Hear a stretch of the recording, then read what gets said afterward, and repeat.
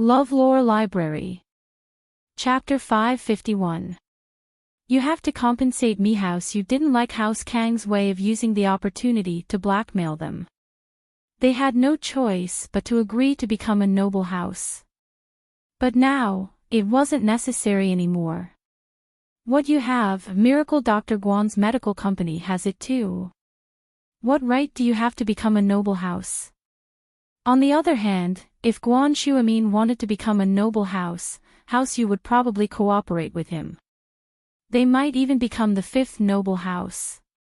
From this, one could see the importance of a miracle doctor. The auction quantity is 30 finished products and 50 pre-sale products. The price of the finished product is 2.99 million, and the pre-sale product is 2 million. First come, first served, the auctioneer introduced the rules of the auction. Everyone knew the rules of this auction. There was a red button on the table in front of them. When the auctioneer said, "Start," everyone could press the button to start the auction. The first person to press the button would get the item. Of course, no one would offend anyone in this situation. One person could bid for more than one item. Usually, the people would press the button according to the size of the family and the status of the rich and famous people. Only when there were more people left would they start the fair auction. This shocking price made the two wealthy businessmen who had spent more than 10 million on the pre-sale items the day before, instantly dumbfounded. They spent so much money on the pre-sale product, but the finished product was only 2.99 million. Of course, this was Fatty Lie's last-minute price increase. Those who didn't bid were all glad that they didn't rush to the end of the auction yesterday. Otherwise, they would have lost a lot. Dr. Kang's family was completely dumbfounded. They didn't expect Miracle Dr. Guan's medical company to take out 30 finished products and 50 pre-sale products at once. They were ashamed of themselves. Yesterday, they were acting all mysterious, making people think that it was a good thing. They only made 2 trial products and they were even pre-sale products. Today, they were mass-producing it. Wasn't it obvious that they weren't as good as Miracle Dr. Guan's? This was so embarrassing. Fuck, didn't they not get the Millennium Snow Lotus? Why are there pre-sale products? Where did they get it from? Kong Guifeng was so angry that he wanted to stand up and curse. Wasn't this too much? He felt his face burning. Dr. Kong didn't say anything, but from his expression, it was obvious that he was in a very bad mood. Zhao Long, on the other hand, was frowning. After a while, he relaxed his brows and smiled. "Grandpa, Dad, did you forget what I said? If they are willing to pay, then let them pay. We will just wait and see. As long as we do our job well, it's up to them what they want to do. If they have the ability, they can pay for a year and continue to pay for next year's auction." Chapter 552. It should be fine. Lin Yi, are you done with your stuff? Pingzhan's voice sounded a little anxious. "I just finished." "What's wrong, Uncle Chu?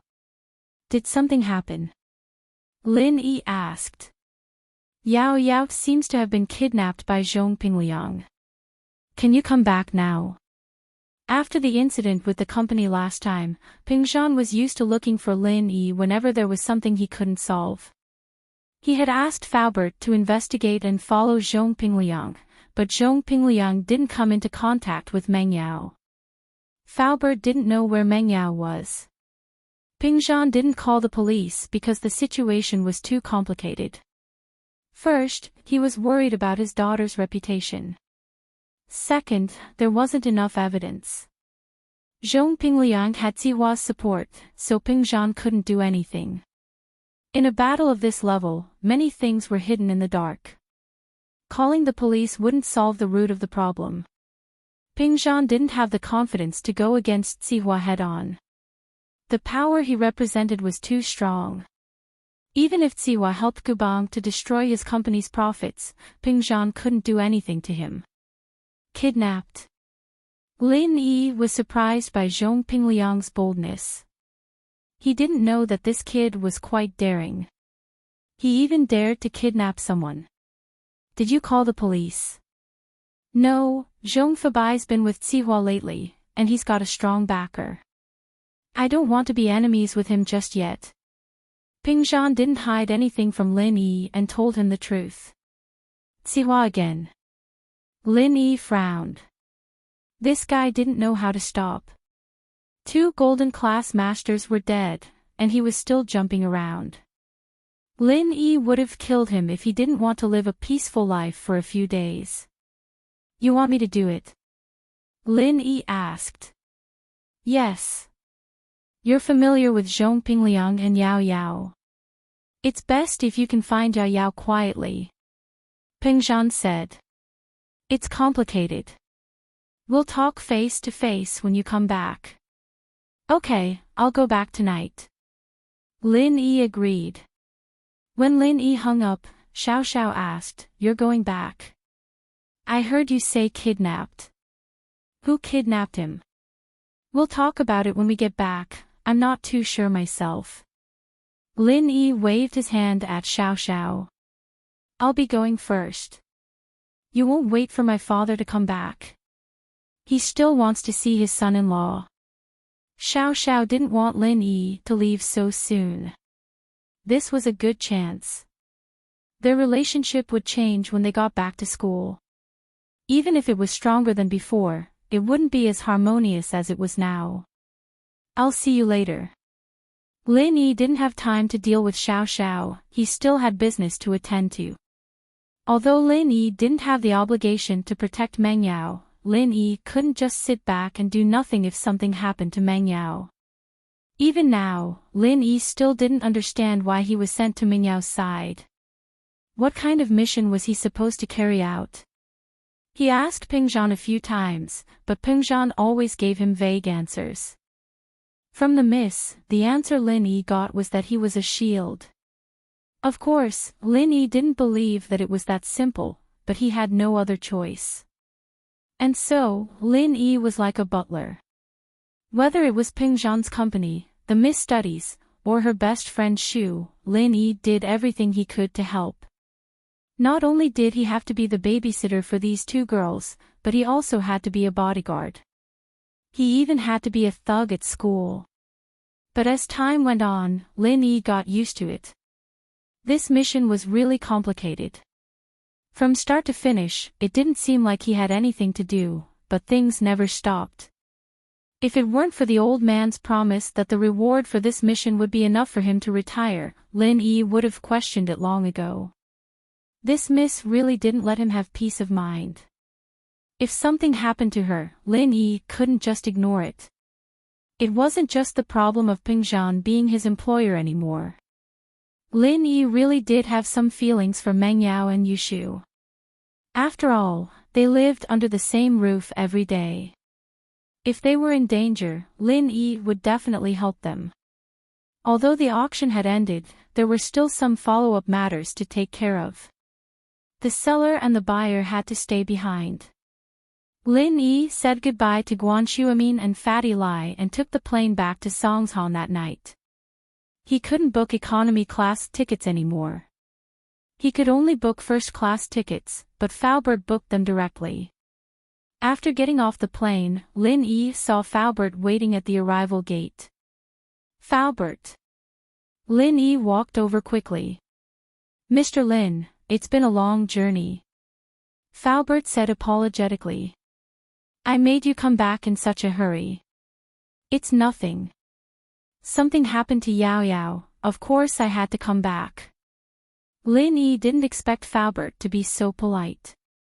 In fact, Lin Yi felt a little guilty. After all, Meng Yao was in trouble when he was away. If one were to talk about responsibility, he was also responsible.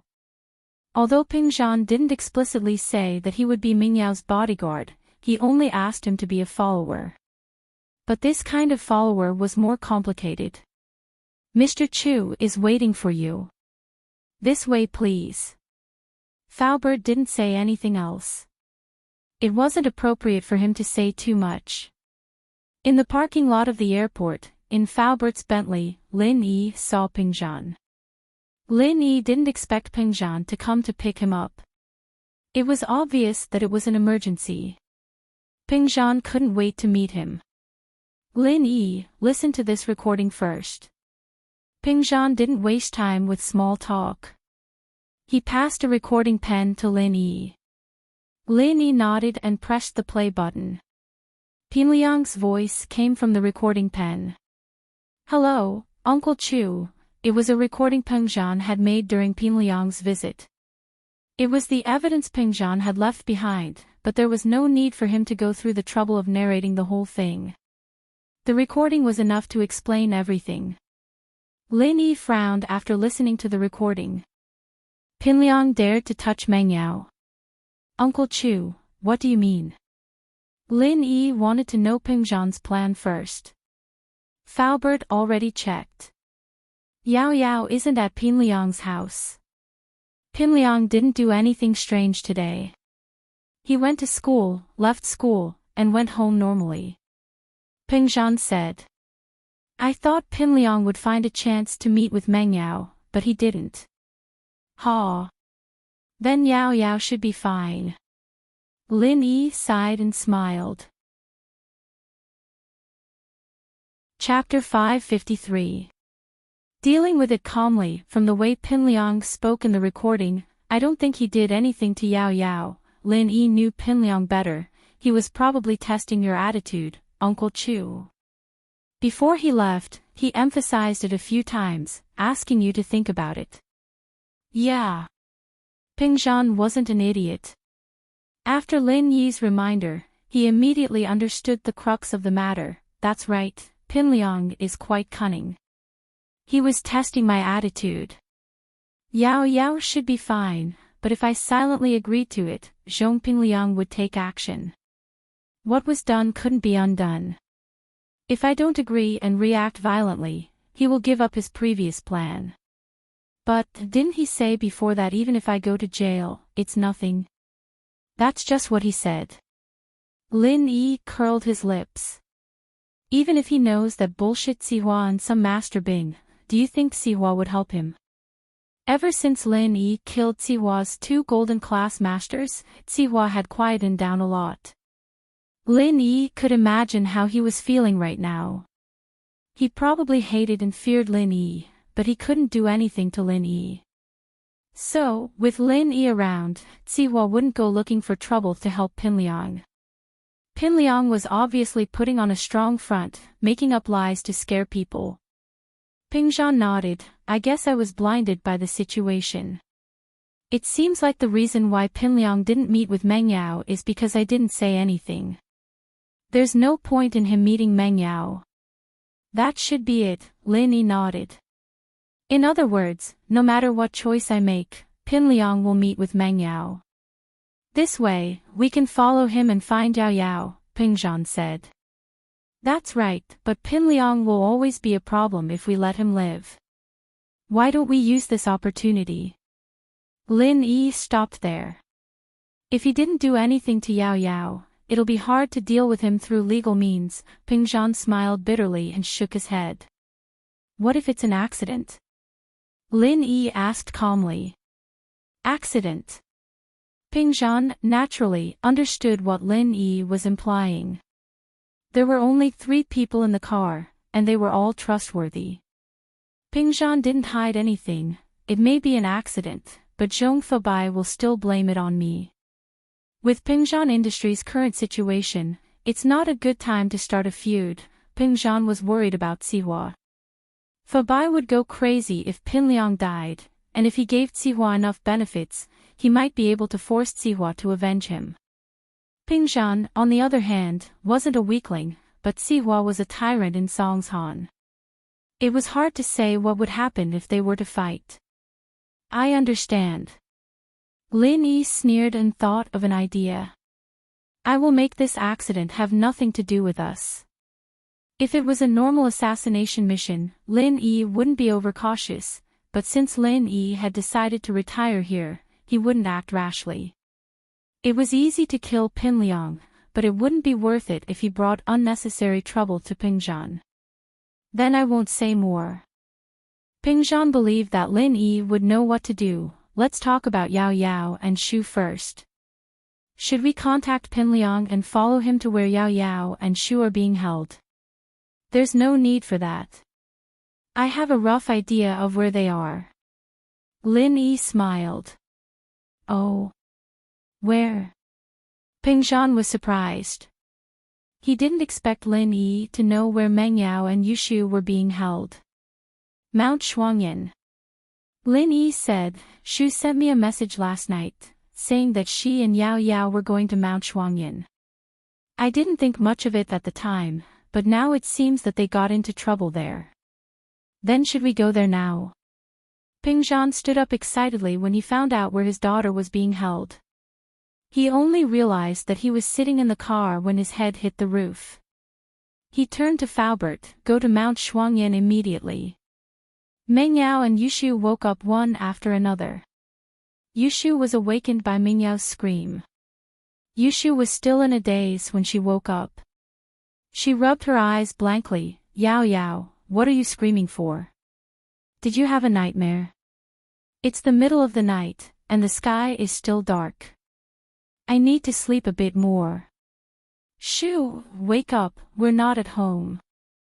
Meng Yao shook Yushu's body in panic, trying to wake her up. Oh. Yushu finally woke up from Meng Yao's shaking. She said blankly, Where? Where is this? Why is it so dark? I can't even see you. I don't know. We were here when I woke up. Meng Yao wasn't that scared with Yushu by her side.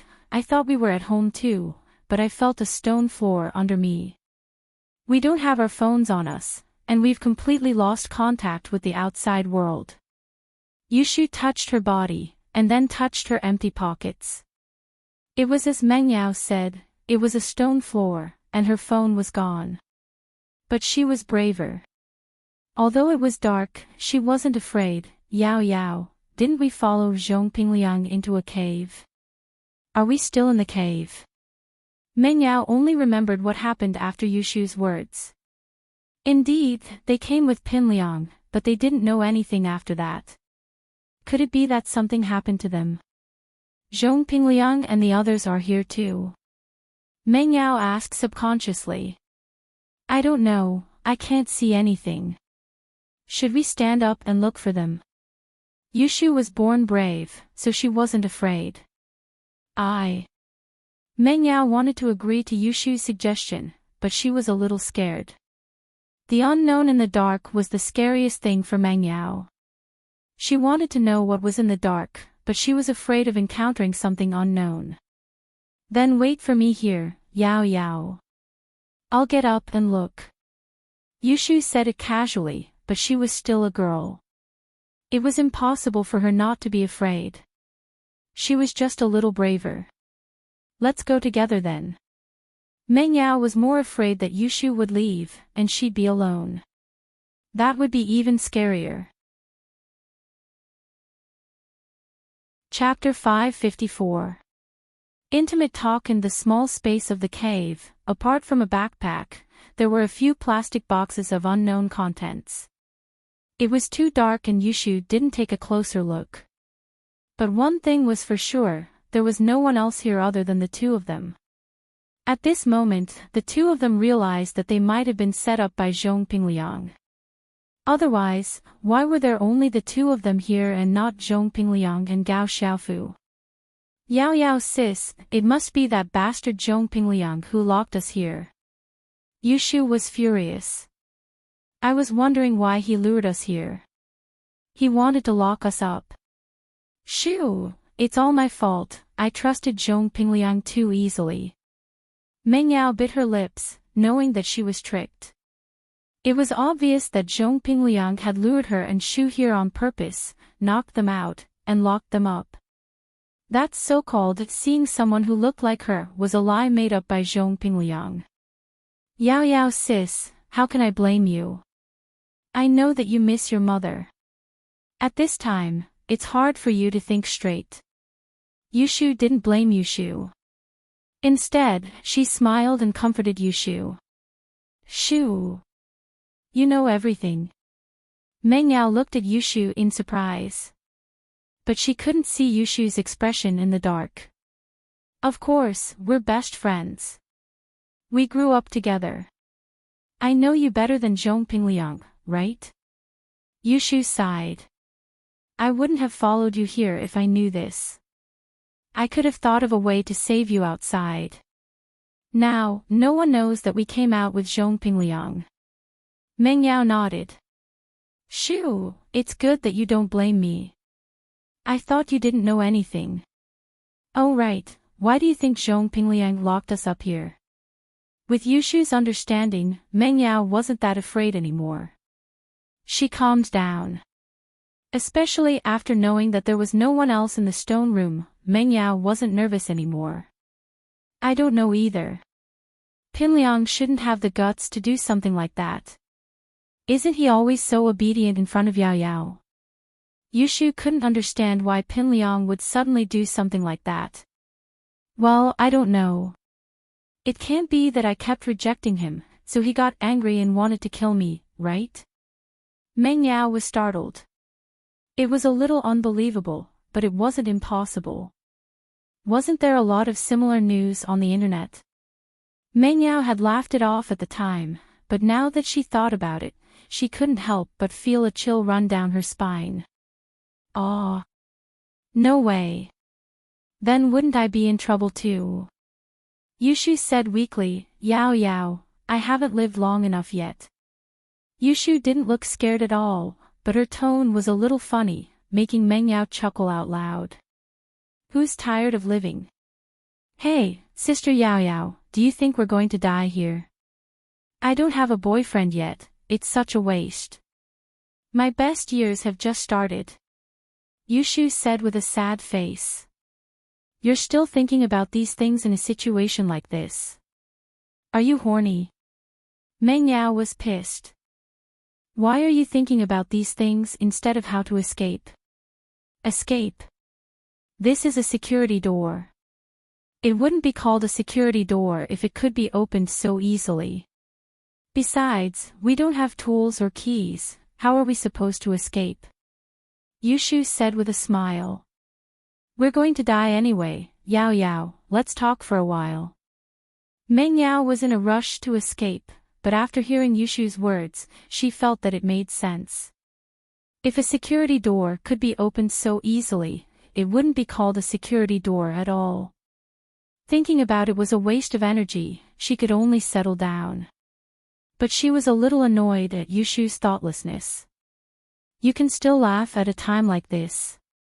Should I cry if I don't laugh? Even if I'm going to die, I can't die from depression. Yushu didn't care at all. Yao Yao, let's talk. Meng Yao was startled, but after hearing Yushu's words, she felt a lot better. Yushu was right, even if they were going to die, they couldn't die from depression, right? They might as well wait for death happily. Besides, they might not die from it. Okay, then what do you want to talk about? Meng Yao asked. Let's talk from the bottom of our hearts. Yushu held Meng Yao's hand. Yao Yao, we haven't talked from the bottom of our hearts for a long time. In the past, we didn't have any secrets between us. What do you mean no secrets? Didn't I get tricked by you to tell you everything? Meng Yao was angry when Yushu mentioned this. Her best friend looked dumb, but in fact, she was very smart. She often tricked her out of her heart, but Yushu didn't. Hee, we're going to die anyway, it's fine to talk now. Yushu laughed dryly. Yao Yao, what do you think of Shield Bro? Lin Yi. Why, do you like him? Meng Yao asked. Yao Yao, we're going to die, and you're still like this. What's the point? I know you like Shield Bro too, right? Yushu blinked her eyes, but remembered that Meng Yao couldn't see. She wasted her eyes. Too. You like him too. Meng Yao caught on to Yushu's mistake. If you like him, then I have to like him. I'm a small wife for the rest of my life anyway. Yushu said matter-of-factly. I don't know if I like him or not. Meng Yao sighed. This was the first time she seriously discussed Lin Yi with Yushu. Because I don't know what it means to like someone. Oh, I don't know either. I just think that Shield Bro is a good guy, not as boring as other guys. Yushu continued to lead Meng Yao. Yeah, it's just that sometimes, I think he's annoying, but sometimes I'm worried about him. Meng Yao wasn't sure if she was talking to Yushu or just herself. That guy's so annoying, he still wants to go to Tang Yun when he has us two beauties at home. Hee, Yao Yao, are you jealous? Yushu asked. I don't know, but I don't feel comfortable seeing him with Tang Yun. Meng Yao shook her head. Oh, then do you like him? Yushu asked. Chapter 555. Am I going to die? Nope, I think Yao Yao sis is the best. Yushu waved her fist.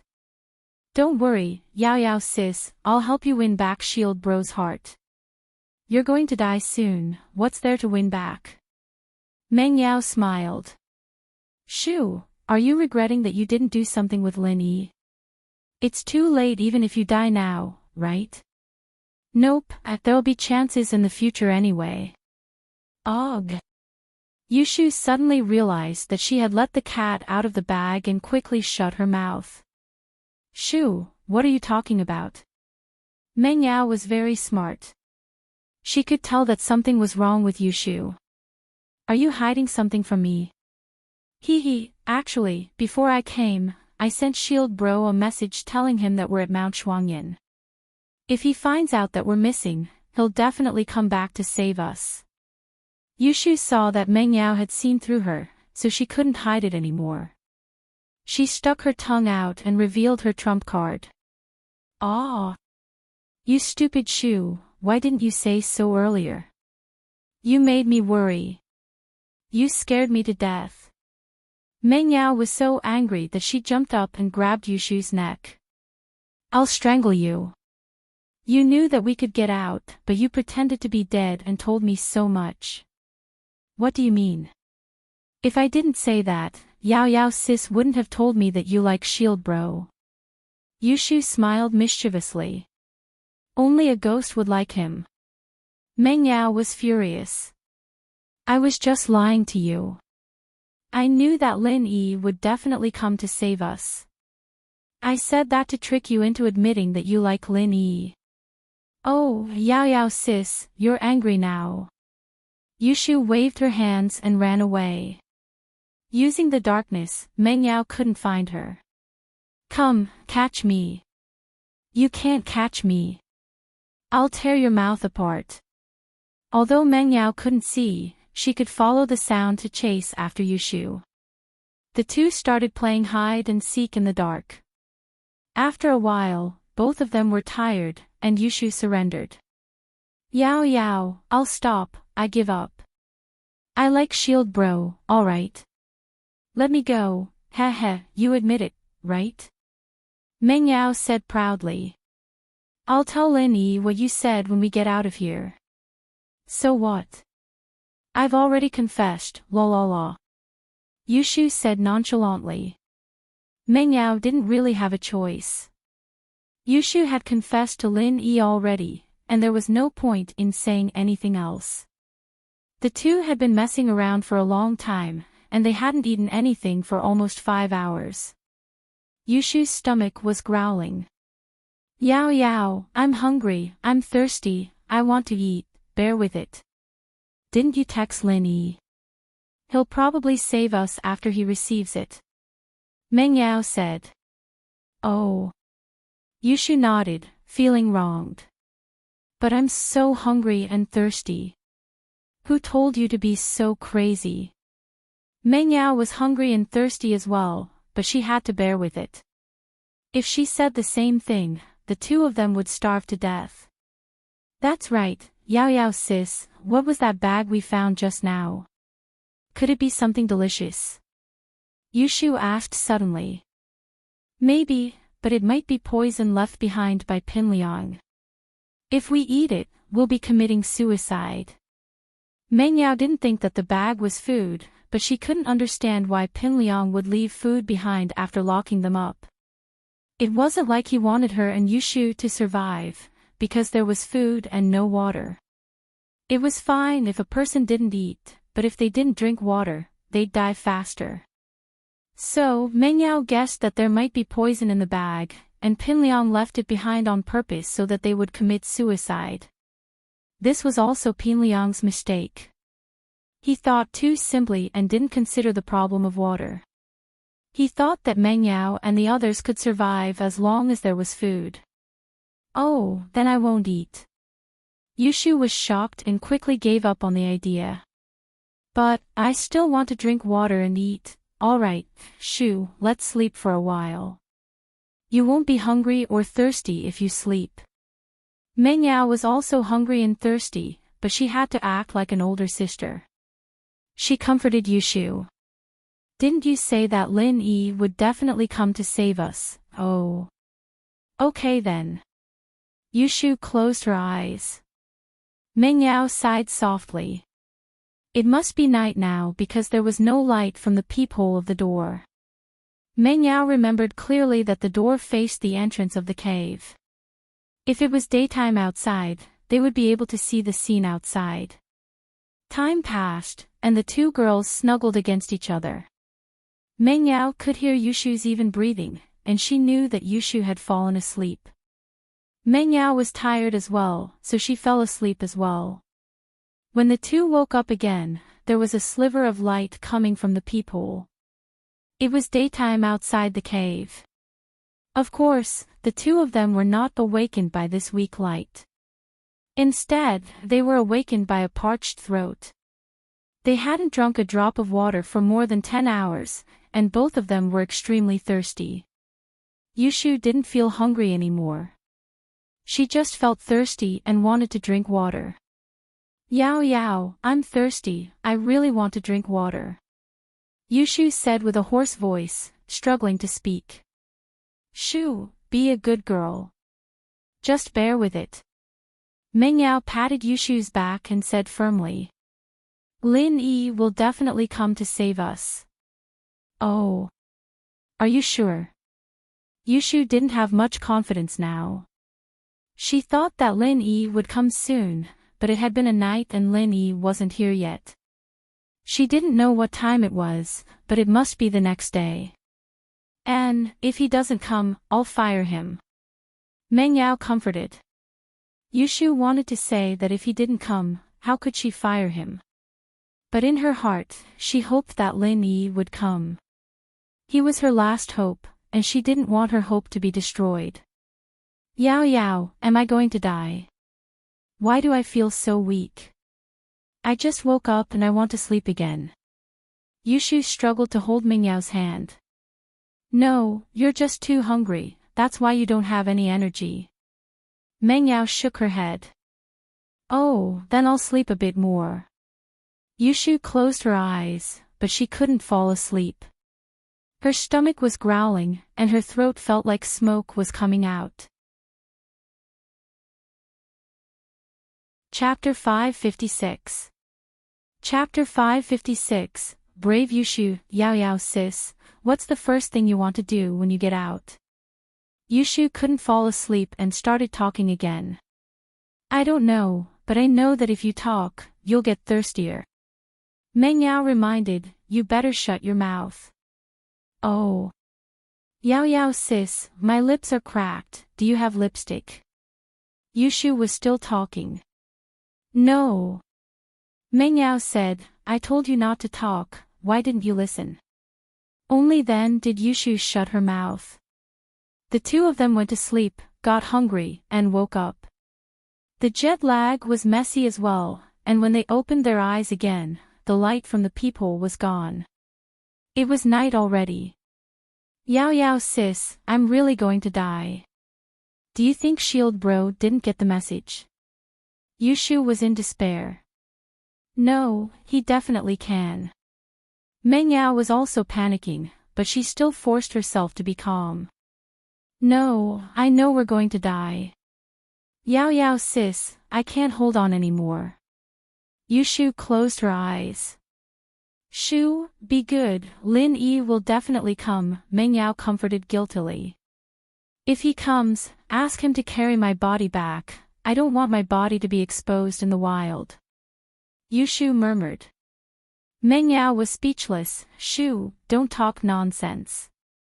If he doesn't mind, he can rub it on my corpse. I'll have a taste of what it's like to be a woman. Yushu was visibly dizzy from starvation, and her words weren't coherent at all. Lin Yi didn't ask Faubert to drive the car to Mount Shuangyan. Instead, he went back to the villa and brought General Weiwu over. Seeing General Weiwu, Pingzhan and Faubert's eyes were filled with admiration. They didn't think of using this method before. Lin Yi was more meticulous. At the foot of Mount Shuangyan, Lin Yi and Faubert got off the car and started walking up the mountain. Even Pingzhan followed. Lin Yi didn't think that Pinliang would lock them up in the resort. If they were in the resort, there was no way they wouldn't call for help. Even if they were tied up and had cotton stuffed in their mouths, the cleaning staff would still barge in. It was too dangerous. As long as Pinliang wasn't an idiot, he wouldn't do something so stupid. And so, Lin Yi shifted his attention to other places, leaving Pingzhan and Faubert to search the resort. Lin Yi, on the other hand, continued up the mountain. Standing at the fork in the mountain, Lin Yi stopped. There were quite a lot of tourists going up the mountain, but there shouldn't be too many people going in the direction of the fork. Although the mountain was a scenic area, it was inevitable that there would be some grass crawlers, grass snakes, and the like. Especially in the summer, no one would go to such a dangerous place for no reason. Lin Yi bent down and looked at the marks on the grass. It should be someone walked by recently, and after careful observation, it shouldn't be just one person. Lin Yi placed General Weiwu on the ground. General Weiwu had been scared quite a bit along the way. It didn't know why Lin Yi was carrying it. Was he going to kill it? It wanted to run, but it couldn't outrun Lin Yi. It could only tremble and wait for what was about to happen. But now, as soon as Lin Yi placed it on the ground, it could smell Meng Yao's scent. From its perspective, Lin Yi was still very afraid of Meng Yao. As long as it found Meng Yao and asked for her protection, then Lin Yi wouldn't be able to do anything to it. And so, without Lin Yi doing anything, General Weiwu started searching for Meng Yao's scent. It went all the way to the entrance of the cave, in front of the anti-theft door, but General Weiwu still couldn't find Meng Yao. He was at his wit's end. But General Weiwu didn't recognize the anti-theft door, but Lin Yi did. The moment he saw the anti-theft door, he immediately knew that this must be the place where Meng Yao and Yushu were imprisoned. And Lin Yi's hearing was very good. The moment he entered the cave, he heard Yushu's mumbling, and he almost fell to the ground. Lin Yi's head was full of black lines. Yushu's idea was really something. He didn't have any perverted hobbies. Running to her corpse to have sex. Lin Yi coughed dryly and knocked on the anti-theft door. Yao Yao, Shu. Oh, Yao Yao sis, I'm really going to die. I'm hallucinating. I think I heard Shield Bro's voice, Yushu said in a daze. Lin Yi. Is that you? Although Meng Yao was hungry and thirsty, her mind was very clear. She immediately shouted when she heard Lin Yi's voice. She was like a person who saw the light in the dark. She suddenly felt relaxed and excited. Shu, your shield bro is here to save you. Ugh. Yao Yao sis, you're lying. I'm hallucinating. Yushu said and suddenly sat up. Really? I'm not hallucinating.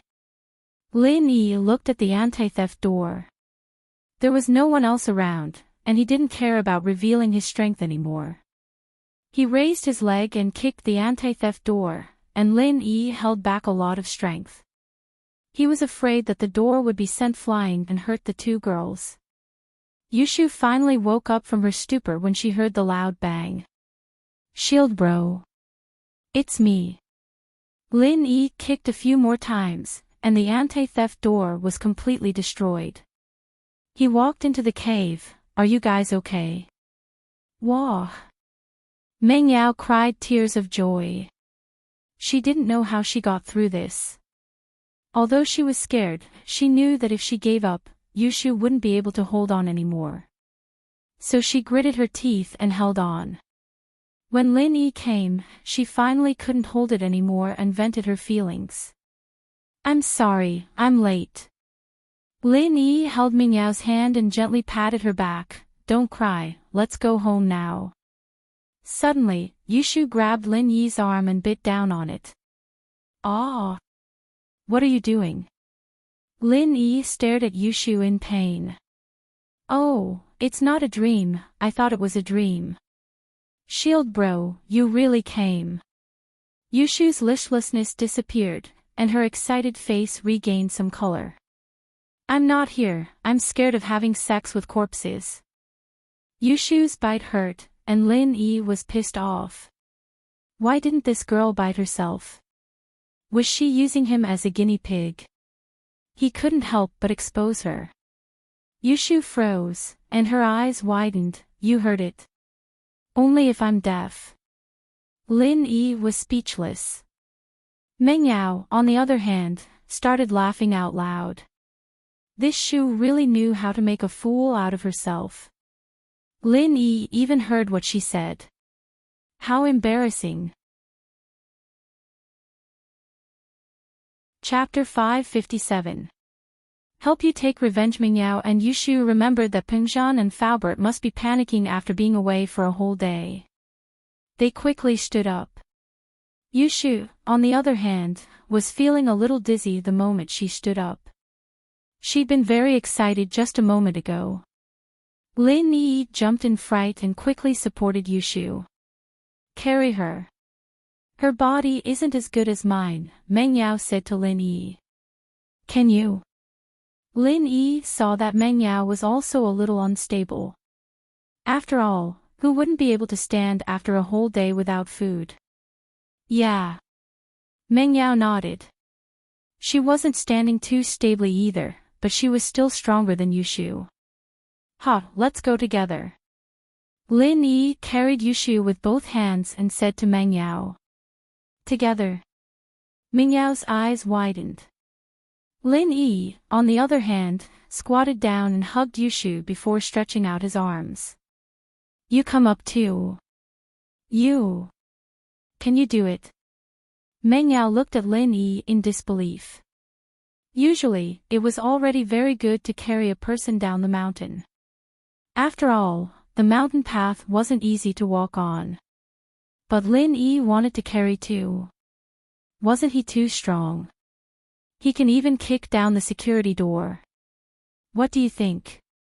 Lin Yi wanted to say that it was dangerous to say that he couldn't do it in front of a man, but Meng Yao didn't mean it. Meng Yao was really tired. After a moment of hesitation, she remembered that Lin Yi was strong enough to kick down the security door. She fell on Lin Yi's arms.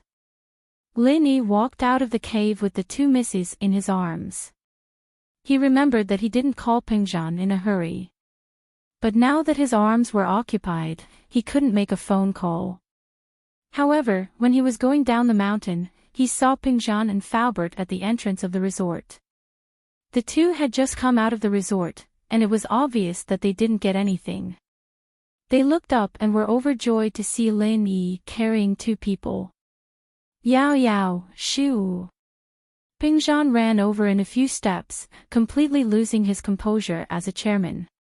At this moment, he was just a father worried about his daughter's safety. "It's okay. Maybe they're too tired.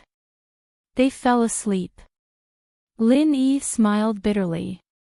He didn't expect the two to fall asleep so quickly, but the smiles on their faces told him that they were sleeping soundly. Meng Yao and Yushu, knowing that they'd been saved, were no longer as worried as before. All they wanted was a good rest. Faubert wanted to help Lin Yi, but he didn't want to wake up Meng Yao and Yushu. He smiled apologetically. Ping Zhan, on the other hand, rubbed his hands in excitement. He found his daughter, and it seemed like she wasn't hurt. Otherwise, he wouldn't be able to sleep so peacefully. When they got on the car at the foot of the mountain, Lin Yi had to put the two down. Meng Yao and Yushu, on the other hand, had slept for quite a while. They were just a little tired. They woke up and rubbed their eyes. When Meng Yao saw her father, she couldn't help but jump into Ping Zhan's arms. Dad! Pin Liang, that bastard, locked us up. You have to avenge me. Don't worry, Yao Yao. It's okay, it's okay. Ping Zhan sighed. It was the first time his daughter had suffered so much in her life. Meng Yao had someone to talk to, but Yushu didn't. She looked at Meng Yao, who was in Ping Zhan's arms, and turned to Lin Yi. She jumped into Lin Yi's arms. Shield bro, you have to avenge us. Yushu only wanted comfort. She didn't have any other intentions. She just hugged Lin Yi. Lin Yi patted Yushu's shoulder. Even without Yushu, Lin Yi wouldn't let Pin Liang go. It was just that he had to do it in a roundabout way. Since Ping Zhan didn't want to add to the conflict, Lin Yi planned to shift the conflict to someone else. After returning to the villa, Lin Yi comforted Meng Yao and Yushu for a while before going back to his room. He still had to deal with Pin Liang. He used his computer to extract a part of the recording and called Jiang Wen. Jiang Wen picked up quickly. Lil bro Lin Yi. Jiang Wen didn't expect Lin Yi to call him on his own. He gave Lin Yi some money, but he wasn't sure if Lin Yi would help him find Meng Yao's information. From Jiang Wen's point of view, Lin Yi wasn't someone easy to get along with. And bro, it's me. Lin Yi said. Do you have time now? Now? What's up? Jiang Wen was drinking with Tai Zhao outside. He didn't know why Lin Yi was calling him. And bro, I didn't disappoint you. After a lot of hard work, I finally found some information about Meng Yao at school. It's about her pursuers. Lin Yi said. Oh. Is it about Meng Yao? I have time, where are you? I'll come pick you up right now and we'll talk face to face. Jiang Wen's interest was piqued immediately upon hearing that it was about Meng Yao. He didn't have anything to do right now. Even if he did, he'd push it off first. I'm at Meng Yao's villa. Come over then. I'll wait for you. Lin Yi said. Okay, I'll be there in 10 minutes. Jiang Wen said immediately. Meng Yao and Yushu were back to normal by the time he walked out of the room. The two of them were stuffing themselves in the dining room, and it seemed like they were starving. I'll go out for a bit. I'll help you guys get revenge. Lin Yi smiled. The two girls looked really cute now. Okay, okay. Yushu's mouth was full of food. She waved her fist excitedly when she heard Lin Yi's words. Meng Yao didn't say anything. She only looked at Lin Yi. Be careful. Lin Yi wasn't used to the Mrs. Gentleness. He paused for a moment before nodding. Ping Zhan didn't know what Lin Yi was going to do, but Lin Yi promised not to drag Ping Zhan Industries into this. Where are you going? Do you want Faubert to send you? Ping Zhan asked. No need. There's someone here to pick me up. Lin Yi smiled. Lin Yi's words surprised everyone in the living room. There was someone here to pick Lin Yi up. Lin Yi smiled and walked out of the villa. Jiang Wen's car was already there. He got out immediately when he saw Lin Yi. Lin Yi bro, get in, get in. Chapter 558. Chapter 558, Revenge comes, of course, Lin Yi bro, I know about your hard work. Don't worry, I won't let you do it for nothing. Tell me, what's the matter? Jiang Wen asked impatiently. And bro, listen to this recording first. Lin Yi handed the recording pen to Jiang Wen. Jiang Wen quickly took the recorder and pressed the play button, listening attentively. It wasn't long before his face turned ugly. He started cursing right in front of Lin Yi. Motherfucker, who the fuck is this bastard? I'll kill him if he dares to make me a cuckold. And bro, don't worry. I've already saved Yao Yao. He didn't get what he wanted. He's just trying to blackmail Uncle Chu. Lin Yi told Jiang Wen his analysis. He had to make Jiang Wen feel at ease. Otherwise, Jiang Wen would think that Meng Yao was a second-hand good. What if he gave up on her? This would give him the confidence to take care of Meng Yao's love rival. Lin Yi bro, you came at the right time. I can't thank you enough. If it weren't for you, the consequences would have been unimaginable. Don't worry, I won't mistreat you. Jiang Wen patted Lin Yi's shoulder emotionally. At this moment, he was sure that after Lin Yi accepted his payment last time, he didn't hold any grudges against him anymore. Lin Yi was sincerely helping him. Jiang Wen couldn't be blamed for thinking this way. After all, Lin Yi was only Meng Yao's bodyguard. He had a girlfriend as well. There was no conflict of interest between them. He even gave Lin Yi a huge sum of money. Why wouldn't Lin Yi do his best to help him? Sigh, but bro, Meng Yao's love rival needs to be taught a lesson. I can't guarantee that I'll be so lucky next time. Lin Yi reminded. If you don't tell me, I'll kill him. How dare he touch Yao Yao? He must be tired of living. Jiang Wen smiled coldly. What's his name? If you tell me, I'll kill him tomorrow. His name is Zhong Pingliang. I have his photo here, I'll send it to you with my phone, Lin Yi said as he sent the photo to Jiang Wen.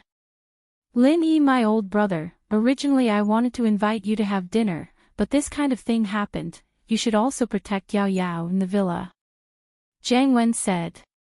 I need to get ready to teach this Zhong Pingliang a lesson, so I'll be going back first. I'll treat you another day. There's no need for a meal, but as for the expenses, you see if it's. Lin Yi said with a smile. No problem. Jiang Wen was much more satisfied than last time. After all, Lin Yi had really helped him with something this time. The money wasn't wasted. I'll transfer another 1 million to you tomorrow. Jiang Wen said straightforwardly. Ha. Thank you, and bro, Lin Yi smiled. He didn't reject the offer.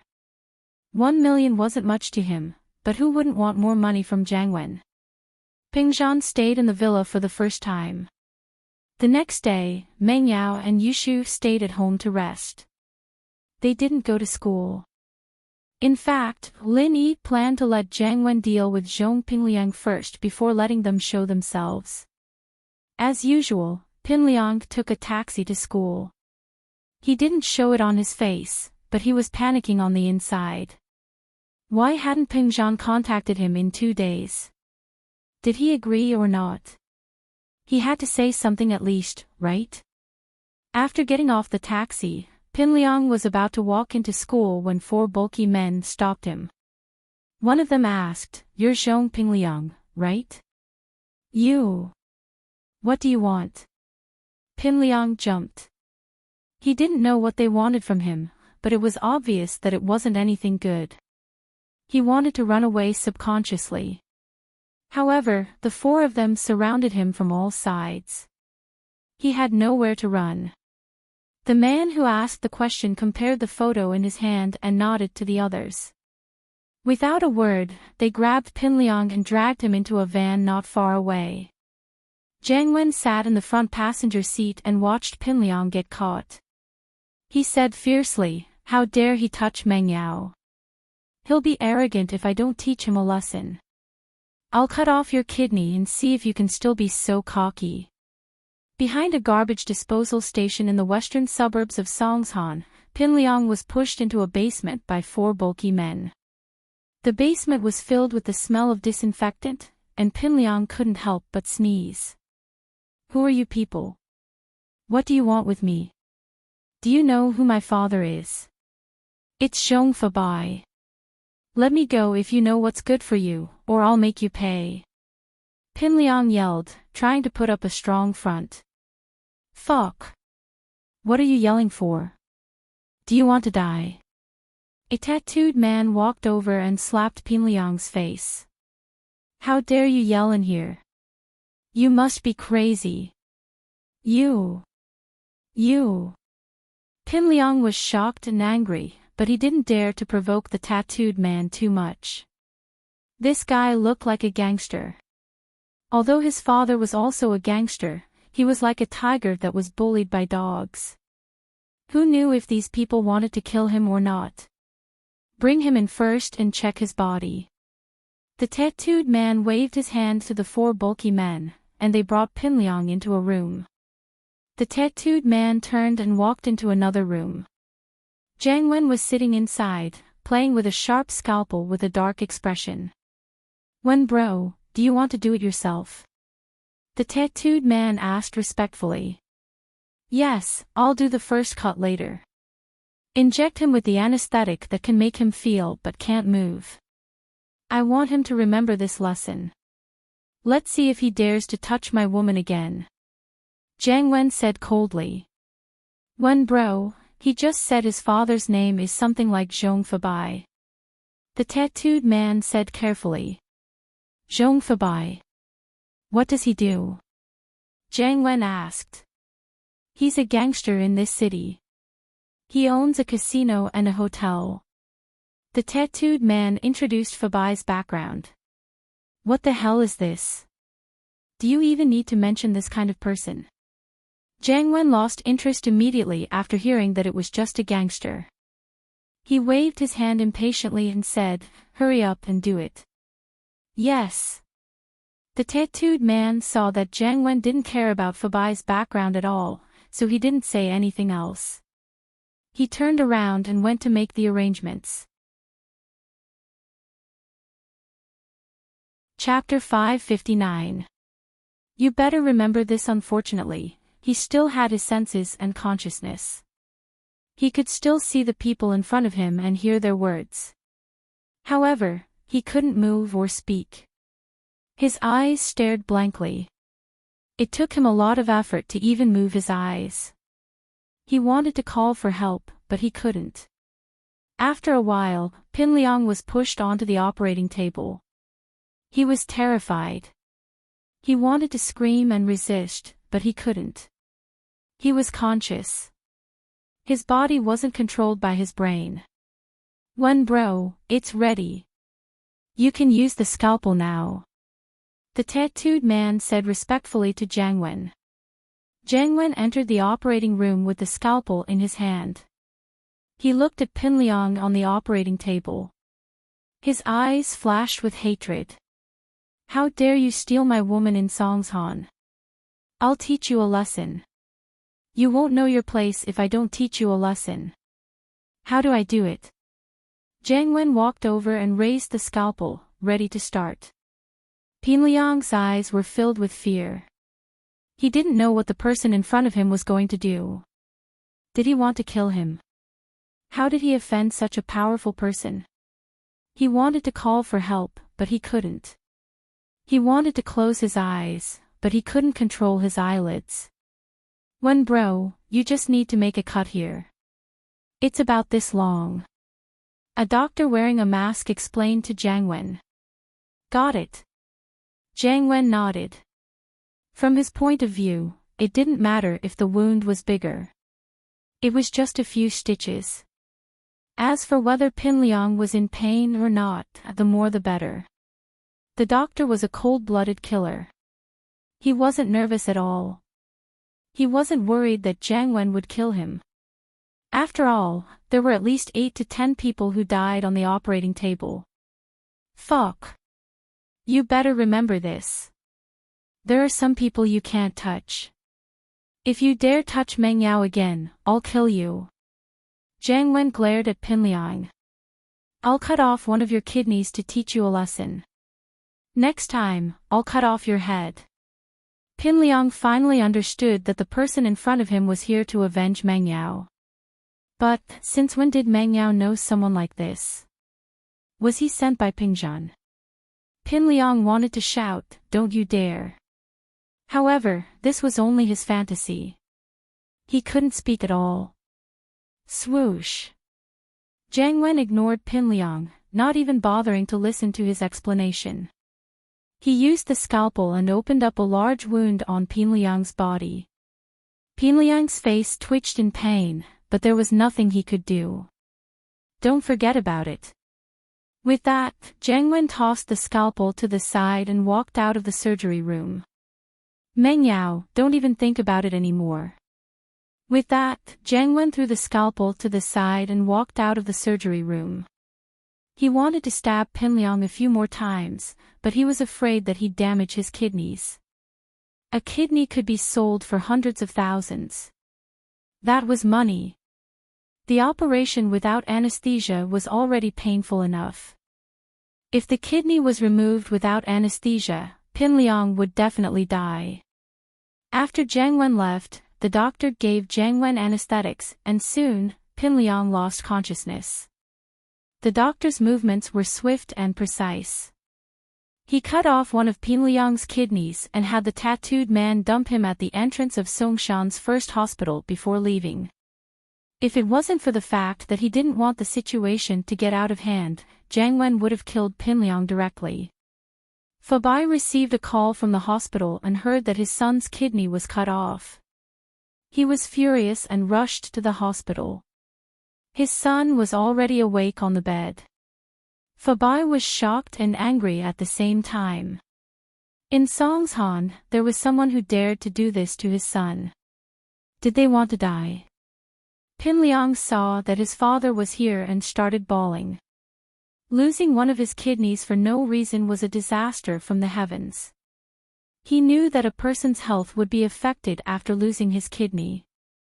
It was hard to say if he could still be a normal man in the future. He felt so wronged.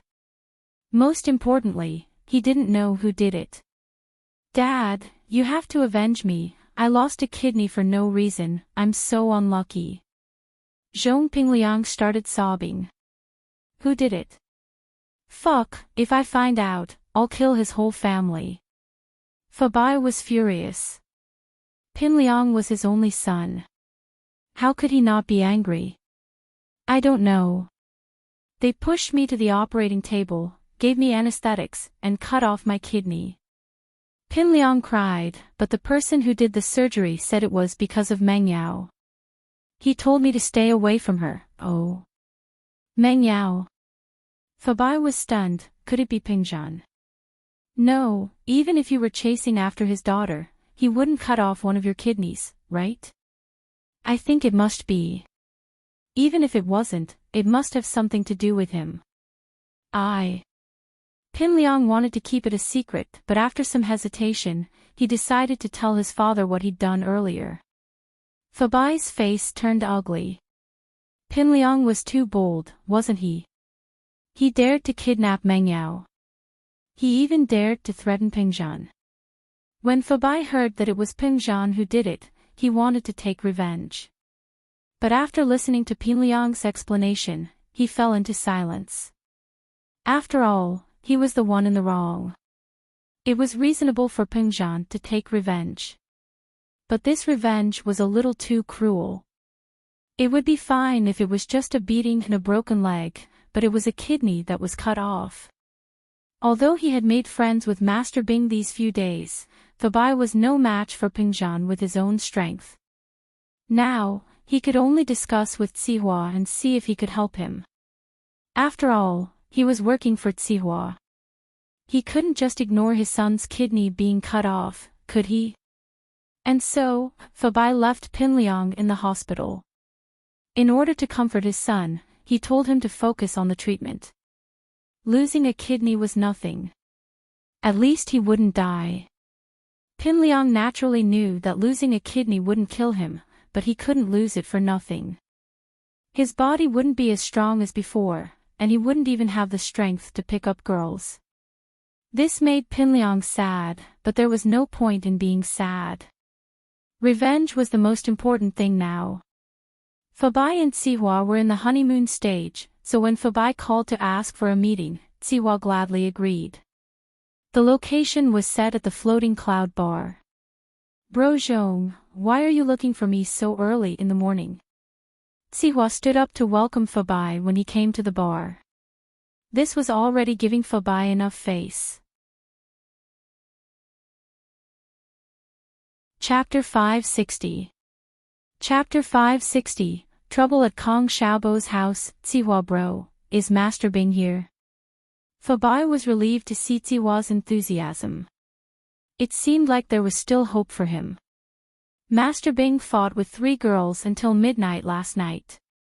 He hasn't woken up yet, Sihua said casually. Fabai was considered one of his own now, so Sihua didn't hide anything. Hee, Master Bing is really something. We're no match for this kind of combat power. Zhong Fabai gave a thumbs up and complimented without showing any emotion. Of course, who is Master Bing? Sihua smiled faintly. Bro Zhong, do you need something from him? I don't need to trouble Master Bing with my matters. Sihua bro can help me. Fabai flattered. What is it? Tell me. Sihua didn't let Fabai's flattery get to his head. He asked directly. Sihua bro, this time, Pingzhan's really messing with my head. You have to get justice for me. Fabai sat in front of Sihua and said sternly, I'm Master Bing's man now. As the saying goes, you have to look at the master before you hit the dog. He's gone too far. Fabai's face darkened. Oh. What happened to Pingzhan? Sihua asked faintly. My son, Pin Liang, was only chasing after his daughter, Meng Yao, but Pingzhan cut off one of his kidneys. Wasn't Pingzhan being too ruthless? He doesn't even put Sihua bro and Master Bing in his eyes. Fabai said angrily. Wait, what did you say? Cut off one of his kidneys. Sihua froze. If it was something else, it might be possible to say that Pingzhan did it, but cutting off a kidney? Wasn't that a little too much? Moreover, Fabai's words reminded Sihua of another person. Are you sure it's Pingzhan? Well, I don't have proof yet, but it's definitely him. Fabai cried. My son said that the person who cut off his kidney warned him to stay away from Pingzhan, or else he would kill him. This must be Pingzhan's doing. I see. Sihua nodded. Alright, you can go back first. I'll discuss this with Master Bing when he wakes up. Sihua was a tactful man. Naturally, he wouldn't promise Zhong Fabai anything directly, even if Zhong Fabai was one of them now. Sihua bro, you can't just ignore this. Pingzhan has gone too far this time. Fabai saw that Sihua's attitude was neither warm nor cold, and he didn't express whether he was going to help or not. He wouldn't be a match for Pingzhan if Sihua didn't do anything. I understand. If this is really Pingzhan's doing, Master Bing will definitely help you. Sihua said faintly, implying that there was nothing he could do if it had nothing to do with Pingzhan. Master Bing had been eyeing Pingzhan's property for a long time. Even without Fabai, Master Bing would still want to deal with Pingzhan. He might as well do Pingzhan a favor. Alright, I'll go back and wait for Master Bing and Sihua bro's good news. Fabai knew that there was no point in saying anything now. He had to wait for Master Bing to wake up first. Something big had happened in Kong Xiaobo's house recently. Someone had come to cause trouble in their tea house. Kong Xiaobo had wanted to look for Lin Yi, but Lin Yi had gone to Yanjing. He didn't know if he was back yet, and Kong Xiaobo didn't want to disturb Lin Yi. He could only deal with it himself. Kung Fu was an intellectual. He had always been doing his business honestly, and his business was quite good. So even if Kong Xiaobo's family wasn't rich, they were at least moderately well off. However, this tranquility was broken. Ever since a month ago, Kong Xiaobo's tea house opened a leisure club opposite their tea house. House Kang's tea house hadn't been peaceful for a long time. House Kang's tea house had been open for many years, and it was considered an old brand in this area. There were quite a lot of customers, and naturally, the new tea house didn't have as many customers as Kong Xiaobo's tea house. The owner of the tea house, Zhang Baji, got some gangsters to harass House Kang's tea house every day, making it hard for the tea house to continue doing business. Although House Kang's tea house was an old brand, it couldn't handle a group of red-haired, green-haired, and yellow-haired people making noise in the tea house every day. The tea house was an elegant place, and most of the people who went there were couples and businessmen. Who could stand these gangsters playing cards and gambling inside? But unfortunately, although these gangsters were making noise in the tea house, they didn't do anything else. Even if Kung Fu wanted to call the police, he couldn't do anything about it. They were customers, and they came here to drink tea. It was just a pot of tea for a day. As for playing cards, the tea house originally provided free chess and card services. It was just that these people played too intensely, and their voices were a little too loud. To put it bluntly, they were customers. Don't care what they did, they were here to spend money. Therefore, even though Kung Fu knew that he had offended someone, he didn't have any temper. Seeing that the tea house's profits were declining day by day, Kung Fu couldn't do anything about it. The money these gangsters spent on tea wasn't even enough to cover their daily expenses. After a month, Kung Fu really couldn't take it anymore. He wanted to change the situation, but he didn't expect the other party to come looking for him. However, Zhang Baji didn't come alone. The person who came with him was a big shot in Songshan. Kung Fu also heard of this big shot's name. Seeing that he came with Zhang Baji, he knew what happened to his tea house previously. President Kong, we're in the same industry. Although we haven't met before, I've heard a lot about you. Zhang Baji came in and greeted Kung Fu enthusiastically. Come, let me introduce you to a friend. This is President Zhou from Tiandi Entertainment Company. This is his eldest son, Zhou Ruoguang, from our North District. If President Kong has any trouble in the future, you can look for him. We're iron friends. As he said that, Zhang Baji gave a thumbs up. Kung Fu couldn't help but frown. Isn't this an obvious threat? However, facing these people, Kung Fu didn't have any temper at all. He wasn't a kid anymore. He knew the rules of society. They were powerful, and it was obvious that they were bullying him. What could he do to them? President Zhou, President Zhang, may I know why the two of you are here? Are you here to drink tea or to compare notes on business? Although Kung Fu was annoyed, he knew that he couldn't afford to offend these people, so he spoke in a neither servile nor overbearing manner. Chapter 561. Forced buying and selling. A trace of anger flashed in Mr. Kang's eyes, but he knew very well what would happen to him if he went against these people. At this moment, he could only swallow his anger and smile apologetically. Brother Zhou, don't be angry, I didn't mean that, bro. What bro? How am I small? You motherfucker, are you looking down on people?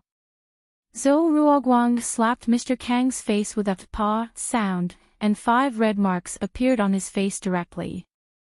Kong Mu heard the commotion and ran out. She was furious when she saw her man getting slapped. Who are you? Why are you causing trouble here? Kung Fu jumped when he saw Kong Mu. He quickly gave her a look. These people were not people he could mess with. He introduced them with a smile. This is Mr. Zhang, this is Mr. Zhou, and this is Brother Zhou. Kung Fu didn't dare call Zhou Ruoguang little bro Zhou anymore. He could only call him Brother Zhou. Although it was infuriating to call someone younger than him and not much older than his son, he couldn't do anything about it. Old Kong, what are you doing? They're here to cause trouble, aren't they? Call the police. I don't believe they're more powerful than the police. Kong Mu panicked when she saw Kung Fu being so submissive. Ha ha ha ha. Zhou Tiandi laughed. Call the police. Of course. I'd like to see what the police can do to me. We're customers here to drink tea. You hit people. Kong Mu pointed at Zhou Ruoguang. Hit people. Did you? Did you see that? Old man, did I hit you? Zhou Ruoguang glared at Kung Fu. No. No. Kung Fu knew that these hooligans couldn't do anything to them even if they called the police. They didn't do anything to them. They only slapped them. It wasn't even a security issue. But when the police leave, you'll be in trouble. They'll come and harass you every day. Kong Mu was stunned. She immediately realized that these people in front of her were not ordinary people who came to drink tea. If her man was afraid of them to this extent, they must have a strong background. However, she did not know the identity of these people, so she looked at Kung Fu with some doubts. Kung Fu sighed and walked over, whispering, Mr. Zhang is the owner of the Level 8 tea house across the street, Mr. Zhou is Tiandi Entertainment CEO, and that blonde is Zhou Ruoguang, the leader of the North District's gangsters. We can't afford to mess with him. What? It's them. This time, Kong Mu was shocked.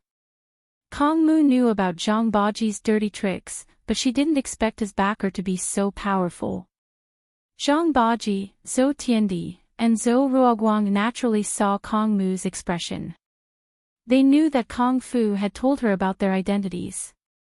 Zhang Baji said proudly, Boss Kong, I heard that your tea house is about to be sold due to poor management.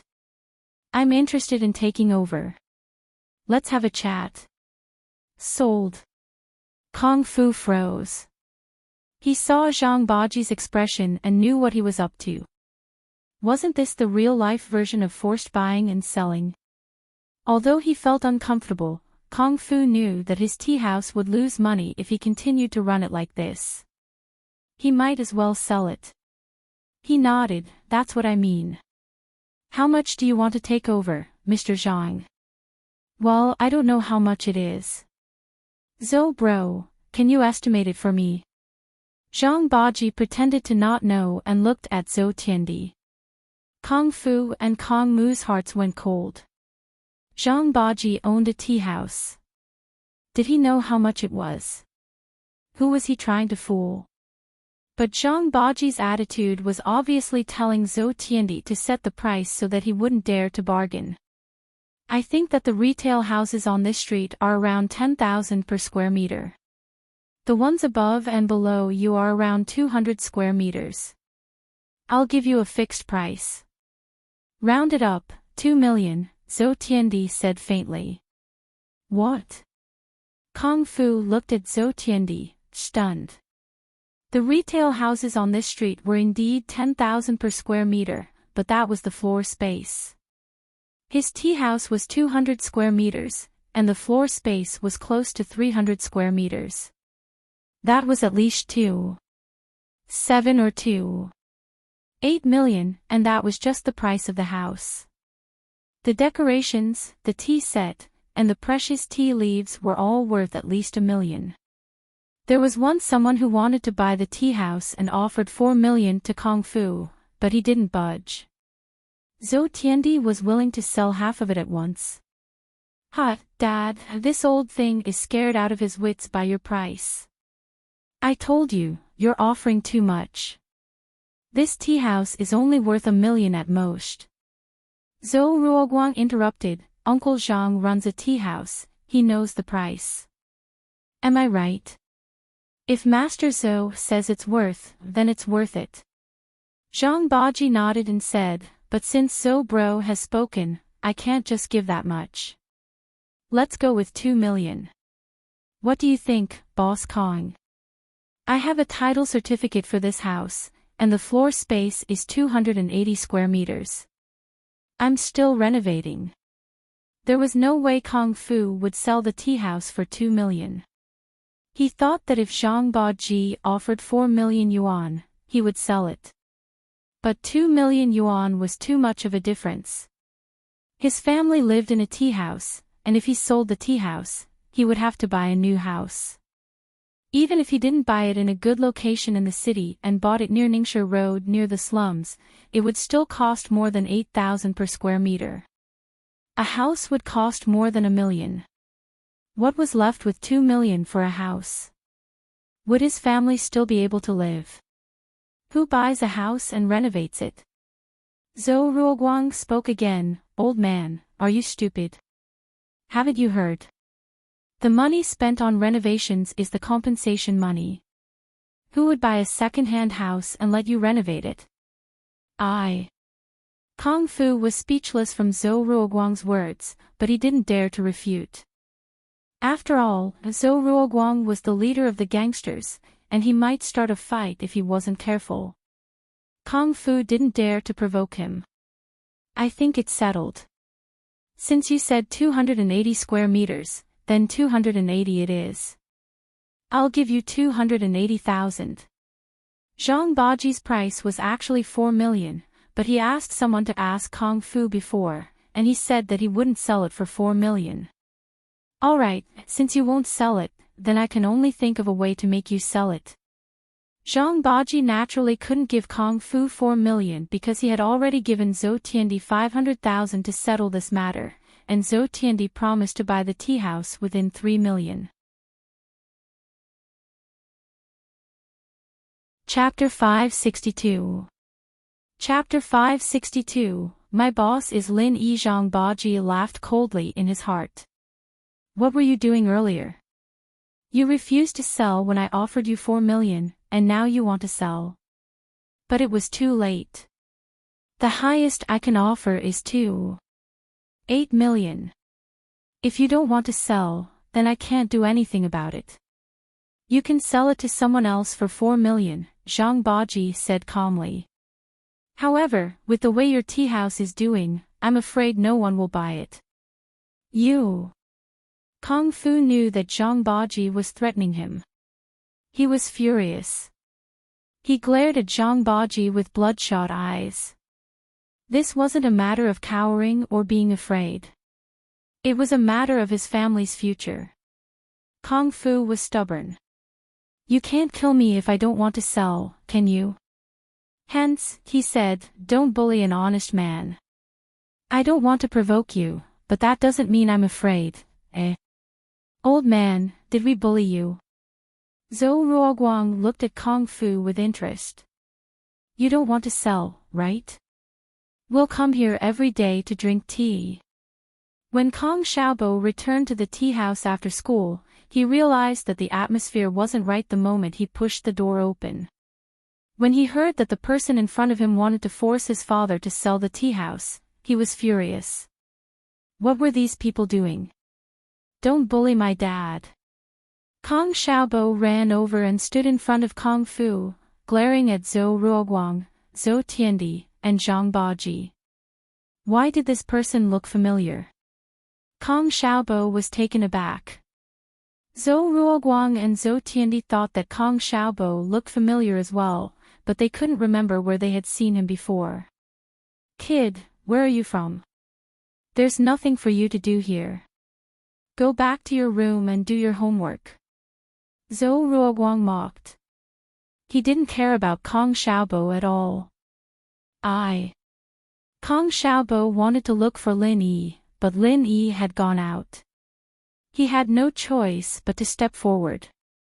He couldn't let these people bully his father, could he?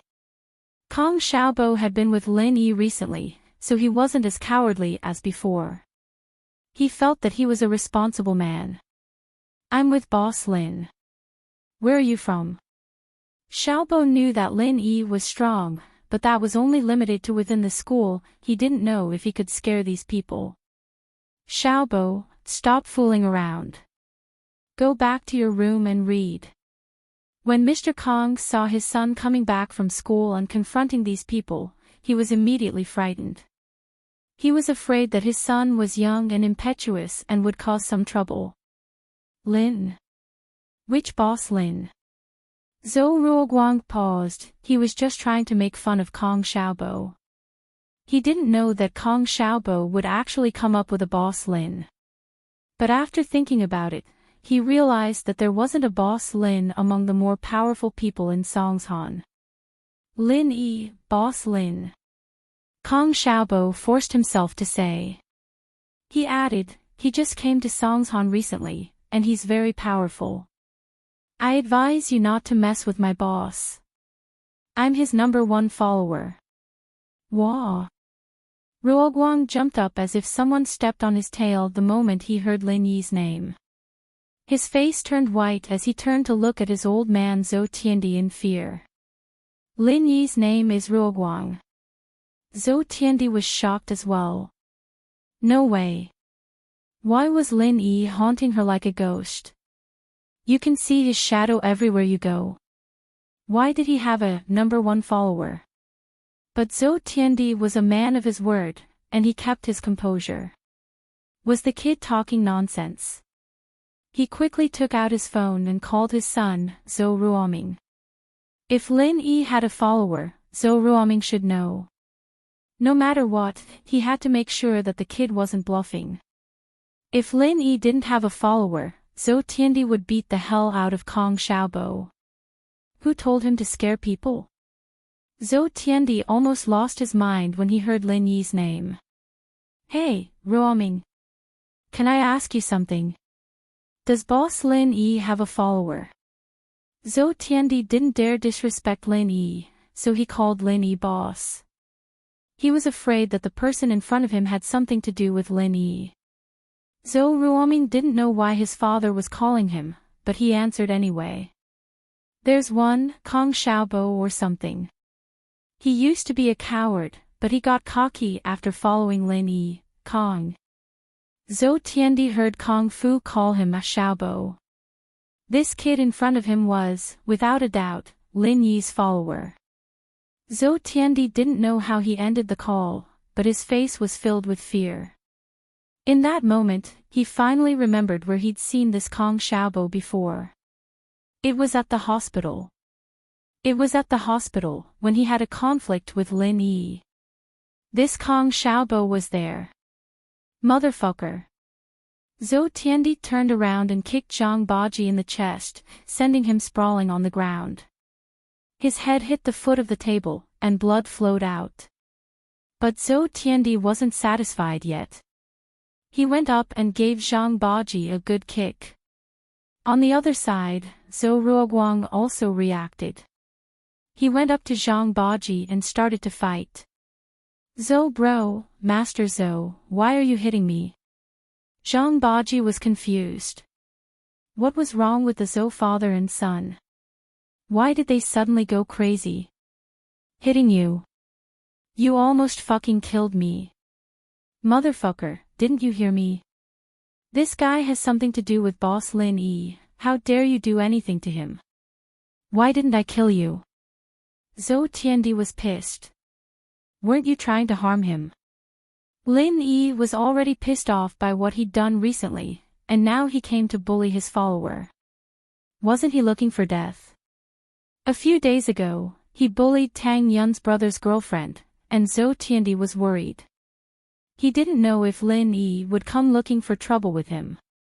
He had just calmed down, and now he provoked Lin Yi's follower. Why was he so lucky? What kind of bad luck did he have to encounter? This sudden turn of events caused the Kong family's people to be dumbfounded. Kong Fu and Kong Mu looked at the furious Zhou father and son in shock.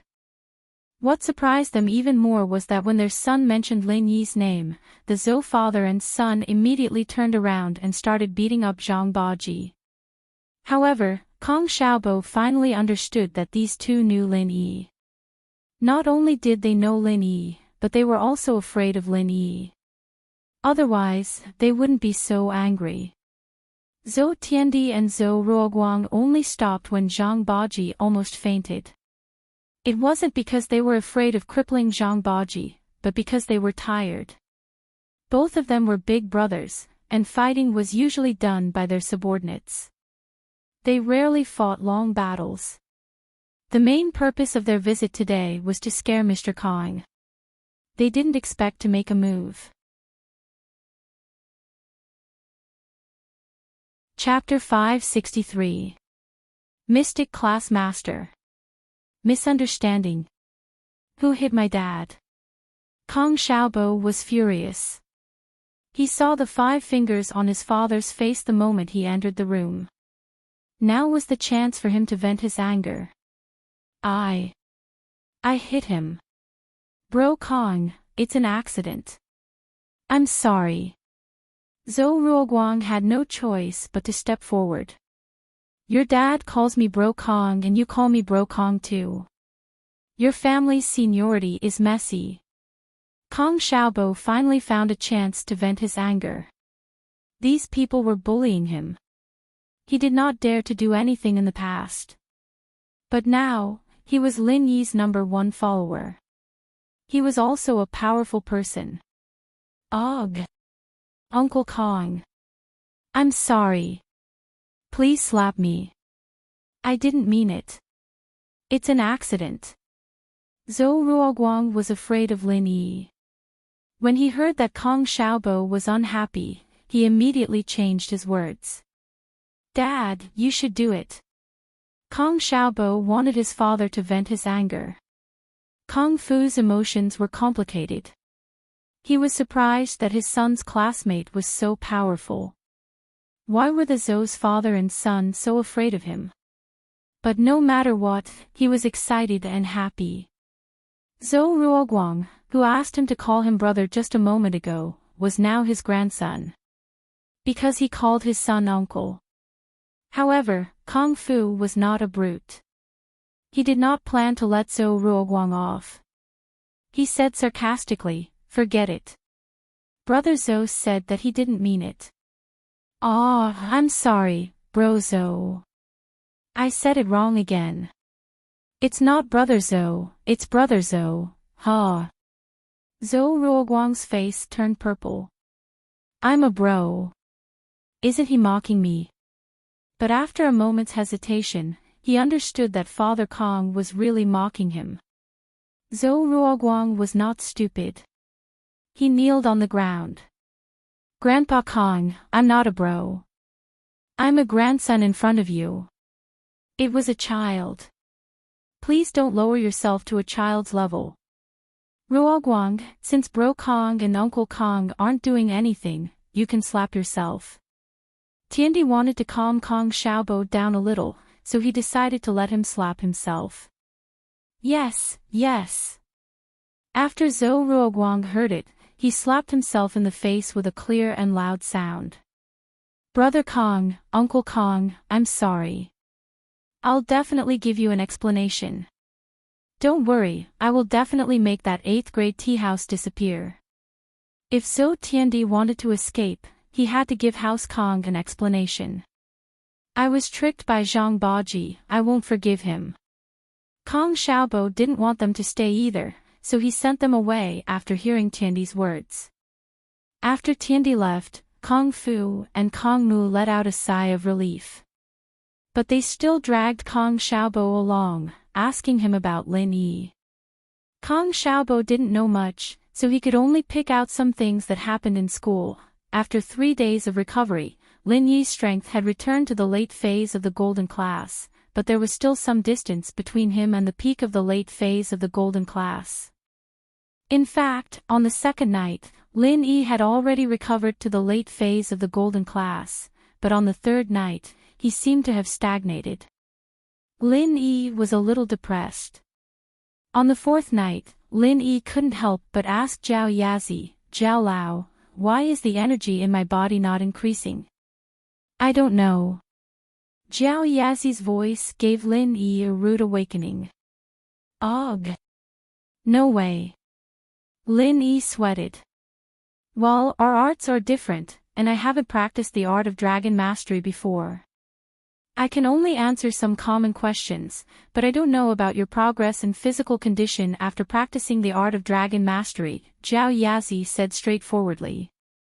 Alright, I'll practice it myself. Lin Yi knew that Zhao Yazi was telling the truth. It seemed like he had to find his way forward.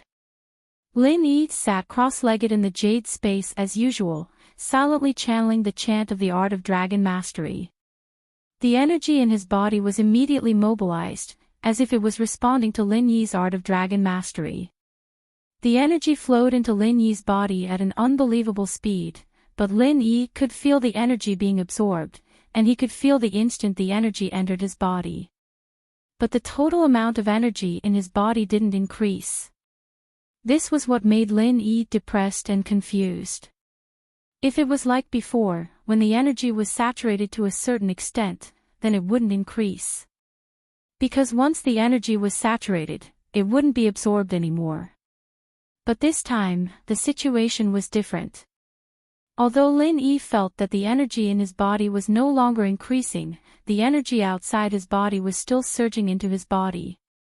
Luckily, the energy in the jade space was sufficient, and it didn't cost money. Otherwise, Lin Yi would die of heartache. The light absorption didn't increase, and it was a little depressing. It was like a skinny man eating delicacies every day, but he didn't gain any weight.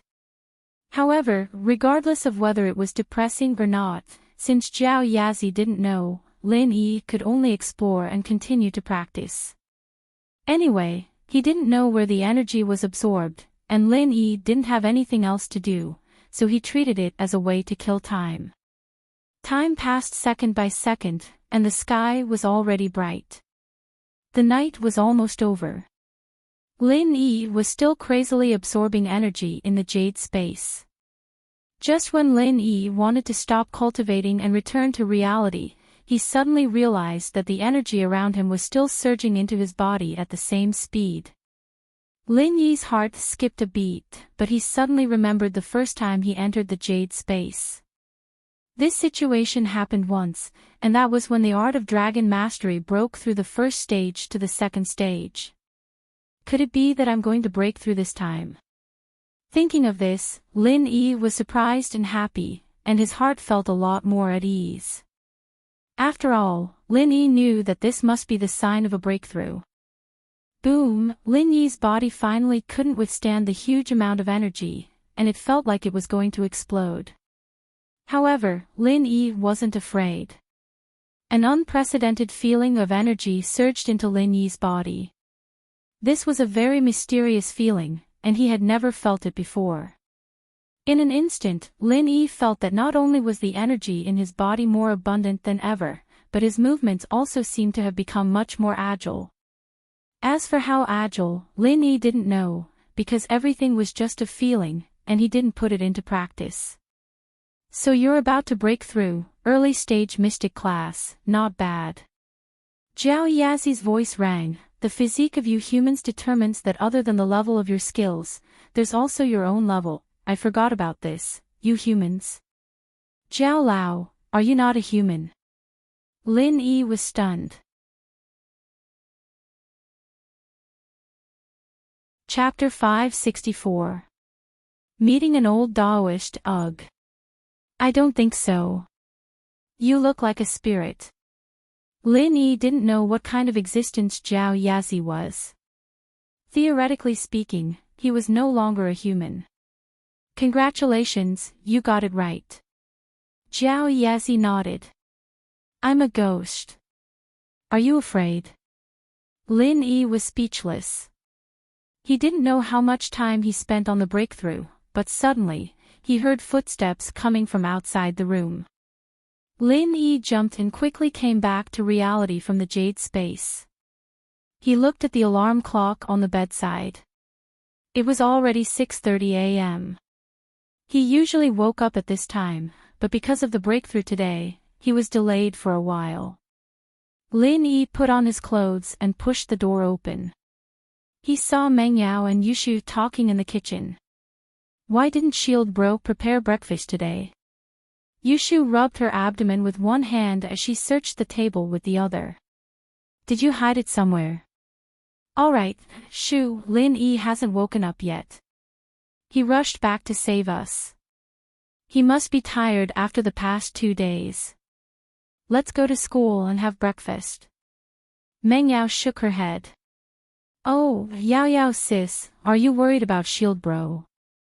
Yushu was startled and looked at Meng Yao curiously. Meng Yao blushed and coughed. Why would I be worried? He's our savior, so we have to treat him better. Oh, okay. Yushu nodded. But the school's breakfast isn't good. We should ask Uncle Chu to get a new manager. That manager is a relative of mine. We can't change him. Meng Yao said. Alright, we're graduating soon anyway. We can't eat too many times. Lin Yi stood at the door and smiled. The miss is still the same. She always cares about people behind their backs but acts cold on the surface. It's still early. I'll make something for you guys. Lin Yi walked out of the room and went to the kitchen. You're awake. Meng Yao jumped in fright, her eyes wide open. Did he hear what she just said? Meng Yao felt shy and looked at Lin Yi fiercely. Why didn't you make a sound? Are you trying to scare me? Ha. Lin Yi didn't say anything and went to the kitchen. Li Fu had bought a lot of half-finished products ever since he moved into the villa. He opened the freezer to find some frozen dumplings, and took one out and put it in a steamer basket. He then took out some daylily and enoki mushrooms from the freezer compartment, washed them clean, and cut them into sections. He then poured in some pepper oil, salt, sugar, and chili, and stirred it all up, turning it into a delicious pickled vegetable. On the other side, the soup dumplings were done as well. Lin Yi quickly picked them up from the pot and placed them on the table with the pickled vegetables. Alright, time to eat. Wow, as expected of Shield Bro, you're amazing. Yushu had been starving for a long time, and she reached for the bun. Shoo, how can you eat like that? Didn't you wash your hands when you peed? Meng Yao stopped her. Ugh. I think I didn't pee on my hands. Yushu blushed a little.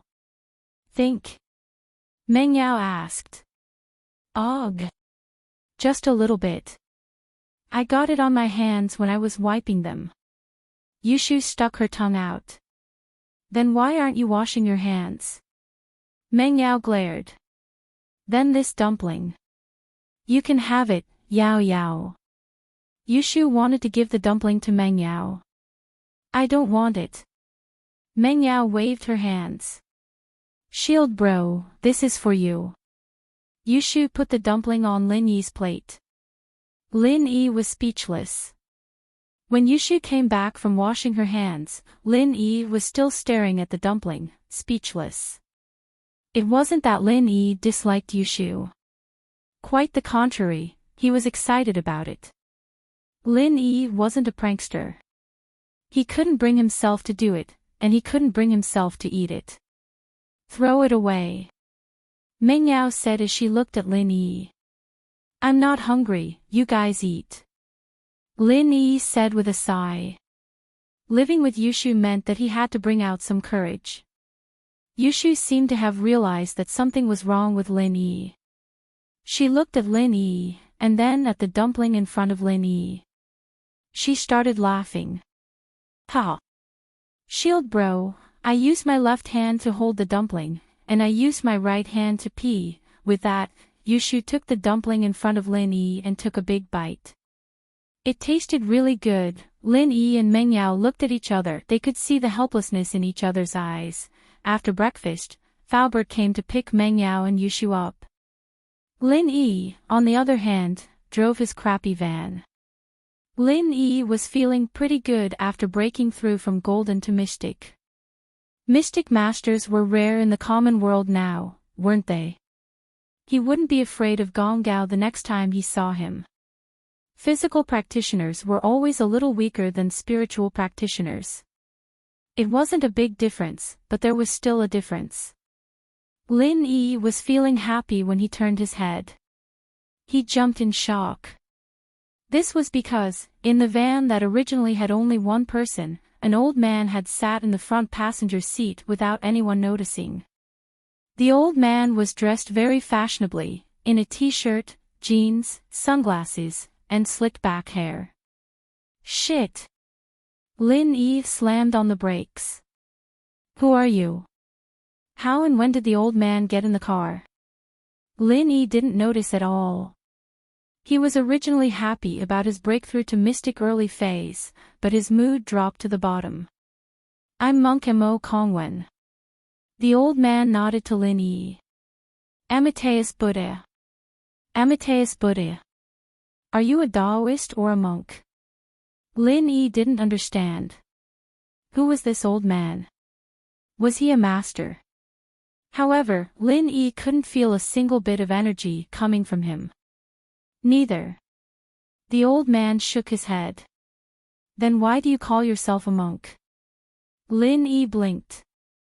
My surname is Monk, my name is Mo Kongwen. The old man said. Lin Yi was speechless. The old man was obviously bullshitting. I don't know you. You can get out. Mister, you have too much hostility. It's a bad sign. The old man kept talking. Lin Yi opened the door to the passenger seat and kicked the old man out. He started the car quickly and stepped on the gas pedal, speeding away. He was an old liar. Lin Yi was just relieved when he heard someone knocking on the window. He turned his head and saw Mo Kongwen running outside the car. He even knocked on the window. Lin Yi looked at the speed of the car and his eyes widened. 60 miles per hour. How did this old man keep up? Chapter 565. Chapter 565, Not Coming to School. Lin Yi felt that there was something wrong with this old man. He immediately stepped on the gas pedal. Mo Kongwen gave Lin Yi an unfathomable feeling. Lin Yi didn't want to have anything to do with him. How could someone who could run this fast be an ordinary person? Although Lin Yi was confident that he could reach this speed after reaching Mystic class, this old man didn't seem to have any strength at all. Lin Yi drove the broken van like a sports car. In the blink of an eye, Mo Kongwen finally disappeared. Lin Yi let out a sigh of relief. However, good things didn't last long. While Lin Yi was waiting at a red light, a head popped out from the windshield, followed by a hand knocking on the windshield. Fuck. Lin Yi was thankful that he was mentally strong. If it was someone else, they would have been scared to death by this old man. How did this guy get on top of his car? Did he get on top of his car the moment he sped up? Lin Yi knew that he couldn't avoid it. He had no choice but to stop the car by the roadside and get out. As expected, he saw Mo Kongwen sitting on top of the car leisurely with half a chicken claw in his hand. Old man, what do you want? Do I know you? Lin Yi felt that he was really unlucky. Why did he bump into someone like this? I don't know you, but my master asked me to come and see you. Mo Kongwen jumped down from the car. There's too much evil qi in your body. It's affecting your true qi. If you don't get rid of it in time, you'll be in big trouble. Lin Yi frowned. Lin Yi would have turned around and left if he heard this old man say this. However, after seeing this old man's terrifying speed and hearing him mention true qi, Lin Yi felt that this old man was a little strange. You know about true qi? Of course, I also know that you're at the peak of the late phase of the golden class, and you're about to break through. However, there's too much murderous aura around you, and it'll affect the absorption of true qi. If you try to break through by force, you'll be heavily injured at best, and you'll die at worst, Mo Kongwen said slowly. Lin Yi frowned again. How could this old man know about the golden class? But Lin Yi laughed coldly in his heart when he heard him say that he was at the peak of the late phase of the golden class. He thought that Lin Yi had some ability, but it seemed like he heard it from somewhere and used it to fool him. If it was before today, Lin Yi might have believed him, but Lin Yi had just reached the mystic class, so naturally, he wouldn't believe this old man's words. Oh, is that so? Lin Yi asked faintly, but his hand suddenly moved and slapped at the old man. Of course, Lin Yi didn't really want to do anything to this old man, but he wanted to use this opportunity to test the old man's depth. He wanted to see if he really had some ability, or if he was a complete liar. Mo Kongwen saw Lin Yi's attack, but he didn't care and casually blocked it. Then, he gasped and looked at Lin Yi in surprise. You broke through. You're at the early phase of the mystic class. Lin Yi's heart skipped a beat. It was already amazing that this old man could easily resolve his attack, and he could even say his current level, which meant that this old man wasn't simple. Although Lin Yi didn't use his full strength, it was impossible for him to resolve a mystic class master's attack so easily without the strength of a mystic class master. But what kind of level was this old man at? Lin Yi was really shocked. When Lin Yi was at the golden class, he could clearly see Wu Gonggao's strength. Now that Lin Yi was already a mystic class master, he still couldn't see the old man's strength. Who are you? Thinking of this, Lin Yi looked at the old man vigilantly. That's strange, you actually broke through, and you're still fine. Mo Kongwen looked puzzled and shook his head. Master said that you're in danger.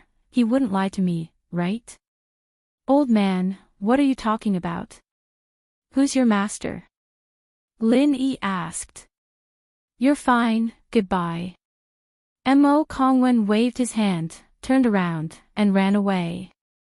In an instant, he turned into a shadow and disappeared from Lin Yi's sight.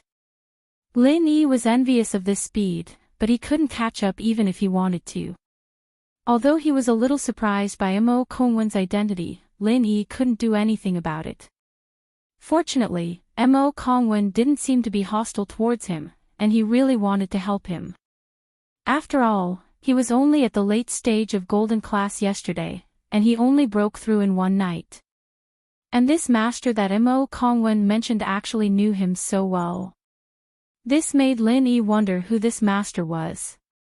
However, these questions couldn't be answered for the time being, because Mo Kongwen had disappeared.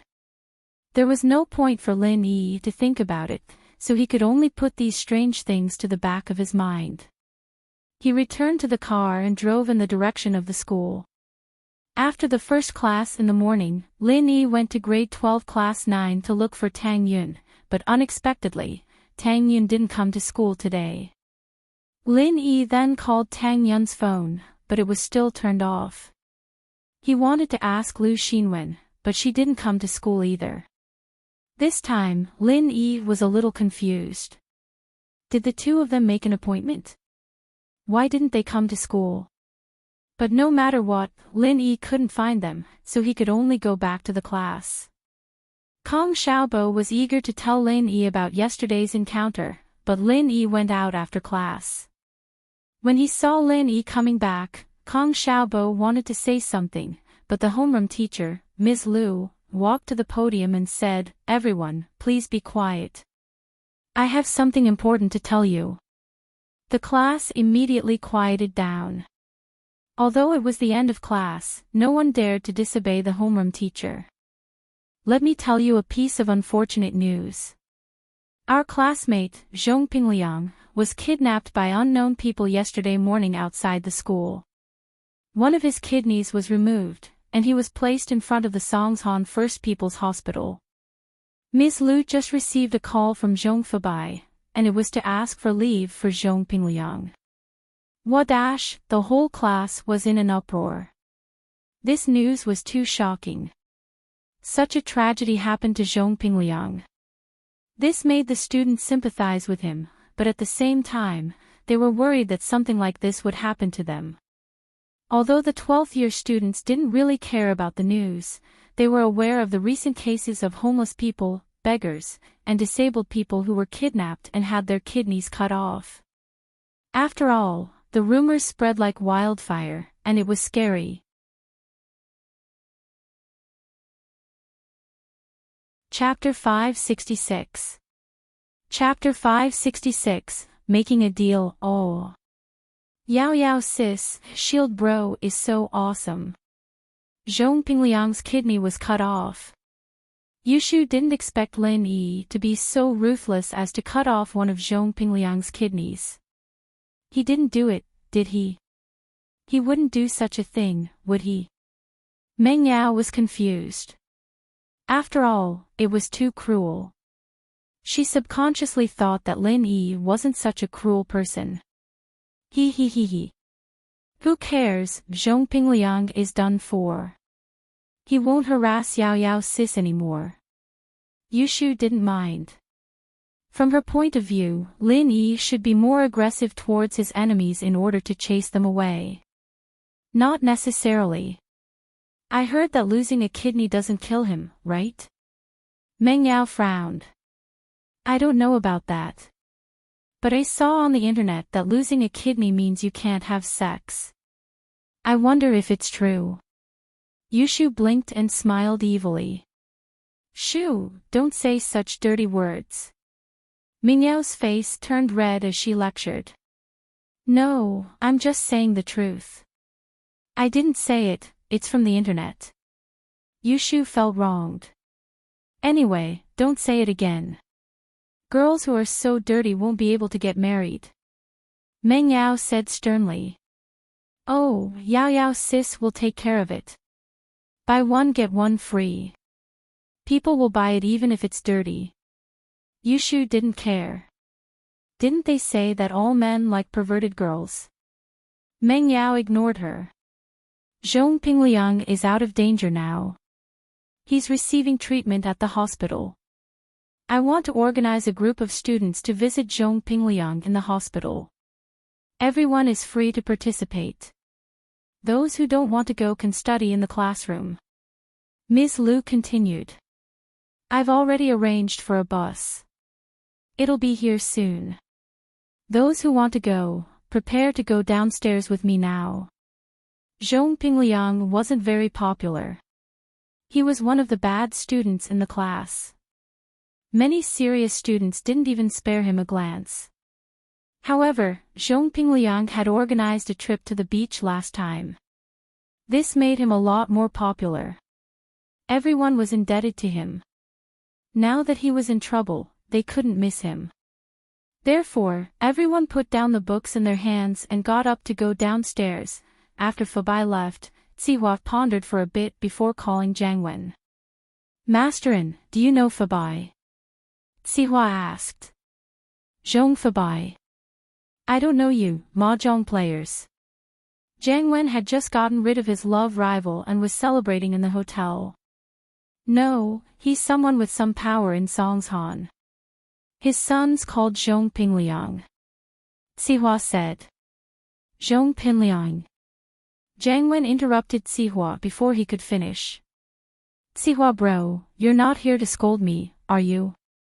But I can tell you that I was the one who cut off Pingliang's kidney. Jiang Wen's tone made Zihua pause. It seemed like Pingliang and Jiang Wen had quite a deep grudge. Young Masterin, that's not what I mean. Zihua, naturally, didn't want to offend Jiang Wen. Masterin, but this Zhong Fabai came to me just now, asking for an explanation for his son. Oh, then what do you mean, Zihua bro? Jiang Wen asked faintly. I don't mind, but this Zhong Fabai is working for Master Bing now, so Master Bing has to ask about this. Zihua was in a difficult position. He didn't want to offend Jiang Wen. After all, Housen was backed by the Fire Wolves. But he had to give an explanation for Fabai's situation. Oh, then let Master Bing come to me. I've been wanting to meet Master Bing anyway. Jiang Wen said nonchalantly. So be it. Even if it was Master Bing's dog, he would still do it. What else could he do? Would Master Bing become enemies with Housen because of this? After all, the firewolves weren't any weaker than the family of the person behind Master Bing. It was hard to say who would win if they really went against each other. Masterin, you've misunderstood. Sihua was depressed. What was going on? He didn't know what Pinliang did to piss Jiang Wen off, but he had to act as a mediator. But it wasn't easy to mediate. He and Jiang Wen were working well together, and there was no need to ruin their relationship because of Pinliang. He could only ask, Masterin, what kind of grudge do you have with Pinliang? Why did you have to do this? I'm not afraid to tell you. Jiang Wen didn't plan to hide it from Sihua. He told Sihua about the recording he heard from Lin Yi. He kidnapped my childhood sweetheart, how could I let him go? That's true. This Zhong Pinliang has gone too far. Sihua sighed. If what Jiang Wen said was true, then it wouldn't be too much to teach Pinliang a lesson. But now that the conflict had started, it wouldn't be easy to mediate. We need to give Zhong Fabai an explanation. Why don't we just hand Lin Yi over? This kid is obviously trying to provoke you and use you to get rid of Pinliang. He's Mingyao's bodyguard. Naturally, he wouldn't allow a bomb like Pinliang to be around Mengyao. I know, but Lin Yi is my informant. It's not good to hand him over like this, is it? Jiang Wen said faintly. I'll give you another 10% of our business. Can you give Zhong Fabai an explanation? Sihua gritted his teeth. This Zhong Fabai really was useful right now. He couldn't ignore him for now. Sihua had no choice but to come up with this plan. Deal. Let Zhong Fabai call me. Jiang Wen laughed in his heart. What did Lin Yi's death have to do with him? He was just messing with Sihua a little. After knowing that Lin Yi was just a bodyguard, Jiang Wen didn't really put Lin Yi in his eyes anymore. He just wanted to use him to get some information about Mengyao. Not long after, Fabai's call came. He asked directly, Masterin, how did my son offend you? Why did you do this? It seemed that Sihua didn't say much. He only told Fabai that it was Jiang Wen who did it. As for the specifics, he would ask Fabai himself. Fabai, naturally, had heard of Jiang Wen's name. He used to be one of Songshan's 4 young masters, and was now the leader of Housen in Songshan. He had the firewolves behind him. So Fabai didn't make a fuss. He held back his anger and asked Jiang Wen why he did it. Jiang Wen had already made a deal with Sihua. He wasn't impatient at all. He told him the reason why he did it. What kind of person was Jiang Wen? One of Songshan's 4 young masters. How famous was he? His name was even more famous than Fabai's.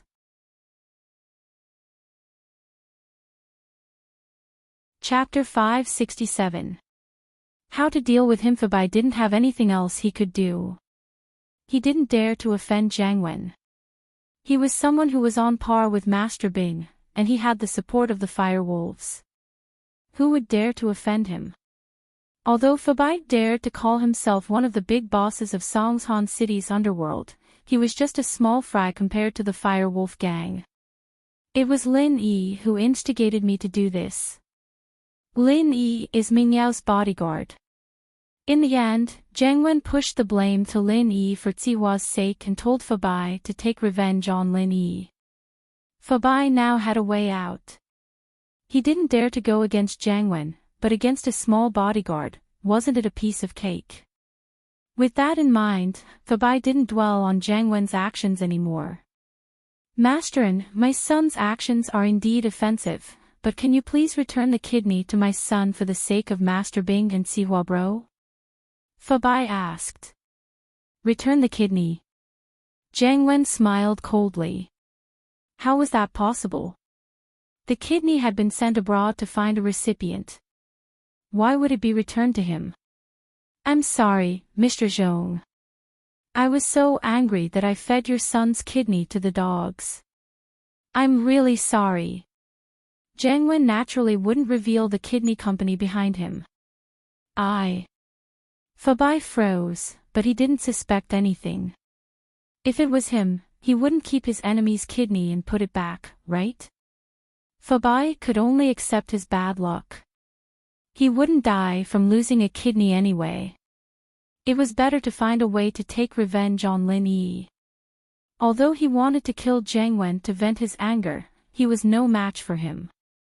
After hanging up the phone, Fabai told his son the truth. His son was the victim, so he had the right to know.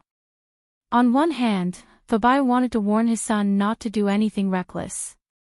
He needed to think about the consequences before doing anything. He only had one kidney left. That's what happened. Jiang Wen did it, but he said that it was Lin Yi who told him.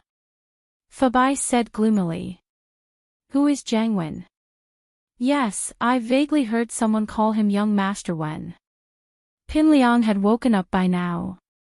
Losing a kidney was serious, but it wouldn't affect his life.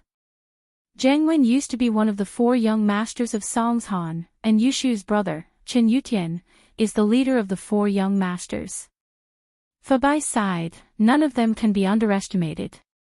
It's not that I'm belittling myself, but compared to them, I'm still far behind. This time, Yushu's brother didn't cause you any trouble. Otherwise, you might have lost your other kidney. He had to scare his son. Otherwise, who knew what kind of trouble this kid would cause? Zhong Pingliang's face changed instantly, and he started to feel scared. He remembered what happened to Wu Xiaocan. Chen Yutian broke both of Wu Xiaozan's legs. Son, we can only endure this hatred for now. Fabai said, we're no match for Jiang Wen. He has the fire wolves behind him. Even Master Bing has to give him face. We can only take this lying down. Dad, I understand. I won't use force, but I'll remember this. Pin Liang gritted his teeth, and a sinister look flashed across his eyes. The day Naipeo returns from his training will be the day of Jiang Wen's death. Yes, a little impatience will spoil a great plan. We must endure it. Fabai nodded. Right, Dad, you said that Lin Yi gave you the information. How does Lin Yi know Jiang Wen? Why would he do that? Pin Liang suddenly remembered what his father said about Lin Yi. This kid is Meng Yao's bodyguard. Fabai said, he's the one who told Jiang Wen about Meng Yao. What? He's Meng Yao's bodyguard. Pin Liang froze. How could Lin Yi be Meng Yao's bodyguard? The two of them didn't seem to be on the same wavelength. What was going on?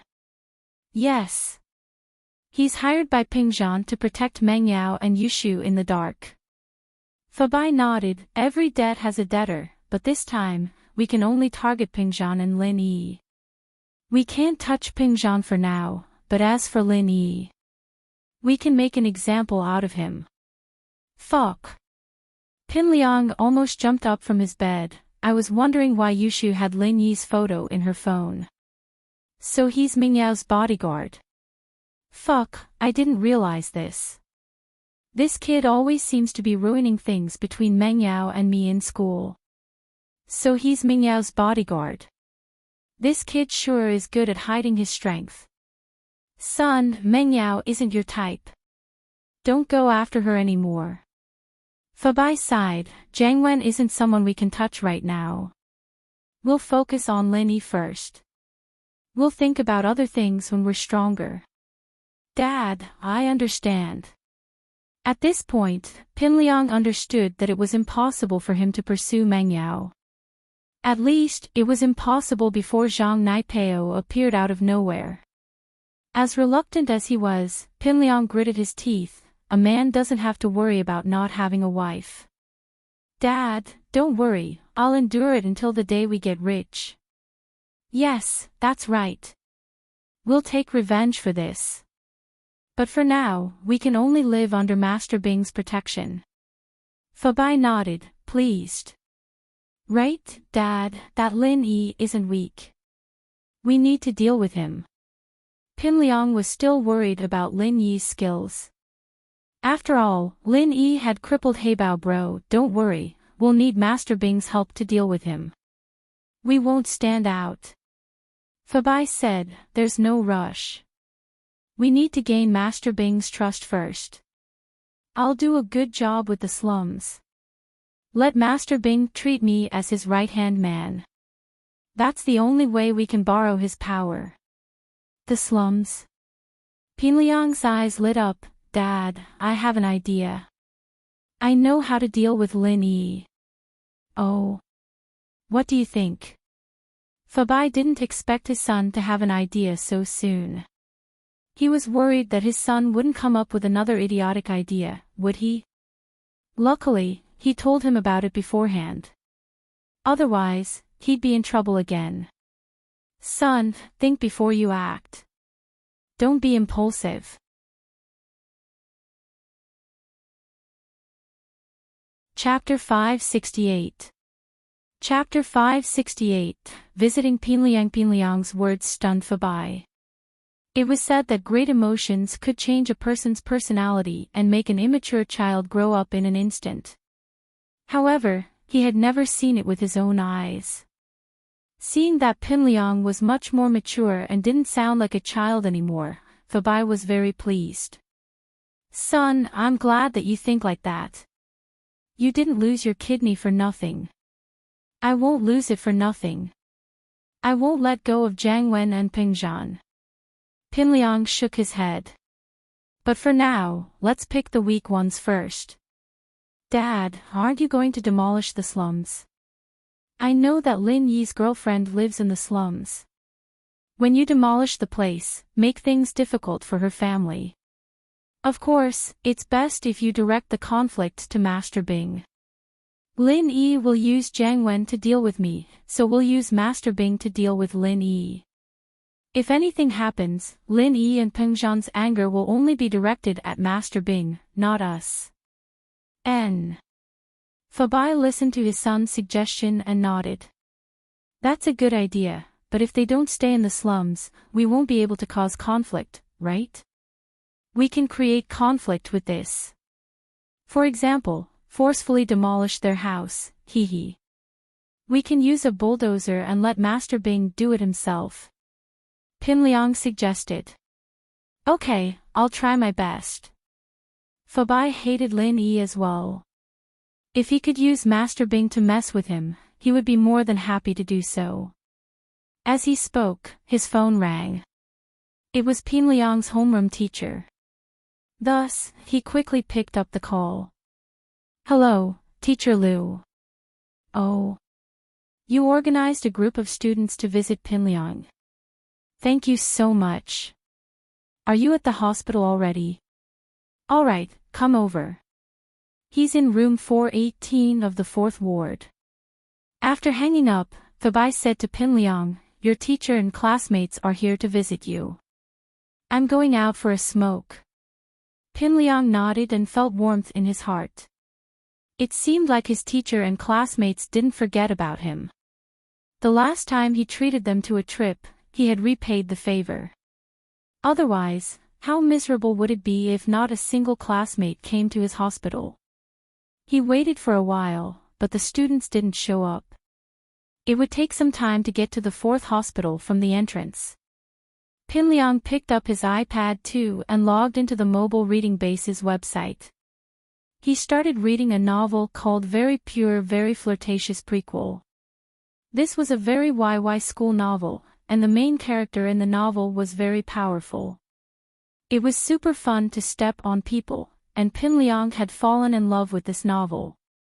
He kept fantasizing about being the main character in the novel, wondering when he'd be able to step on Lin Yi and Jiang Wen like that. However, the more he read, the more depressed he became. Why did he feel like a supporting character in a novel who was stepped on? And so, Pinliang fantasized that this side character could get strong enough to take down the main character. He didn't know how long had passed, but when he was enjoying himself, footsteps came from outside the ward. Then, the ward door was pushed open, and his classmates filed into the ward. Pinliang put his apple aside and raised his head with a smile. Although he saw Yushu and Mengyao walking in front of him, he didn't see anything wrong with their presence. He had learned how to hide himself, and he wasn't surprised that Mengyao and Yushu were rescued safely. If they weren't, Jiang Wen wouldn't dare to act recklessly. As for the process of being rescued, Pinliang didn't think about it. It was meaningless. "Oh. Liangyi, I heard that you lost a kidney." Yushu exclaimed as soon as she entered the ward. "Does that mean that I'm not a man anymore?" Pinliang heard Yushu's words and felt embarrassed, but he didn't throw a tantrum. After all, he was the one who kidnapped them first. Yushu was probably here to insult him. But Yushu's expression was innocent, and no one would think that she was insulting him. "Ahem, Shu, don't talk nonsense. Of course he's a man, he just doesn't have a kidney." Mengyao wanted to laugh, but she played along with Yushu's act for once. She hated Pinliang very much. "Oh, I got it. Then he's not a complete man." Yushu nodded as she realized what Lin Yi meant.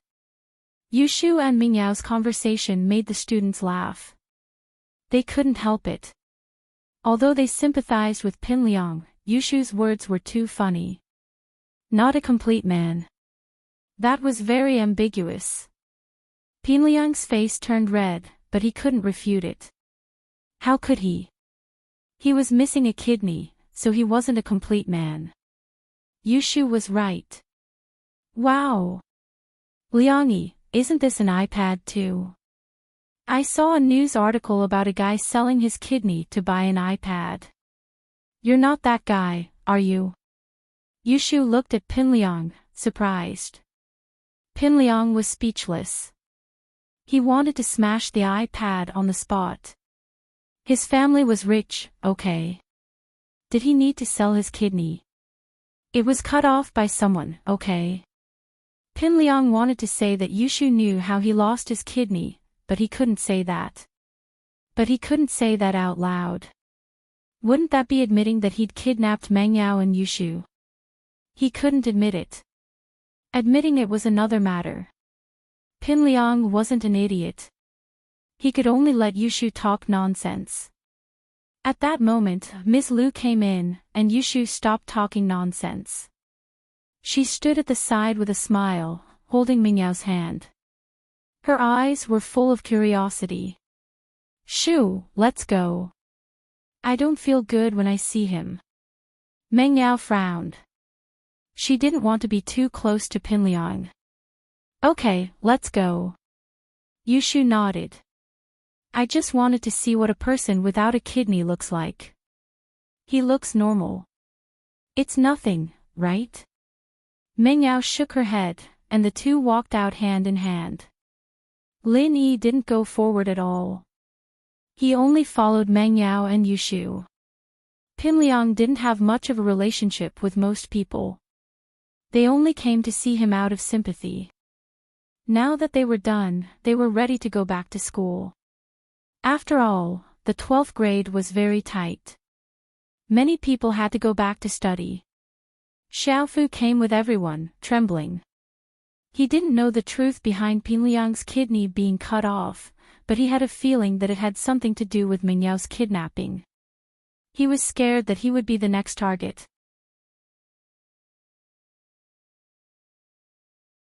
His women are all my leftovers.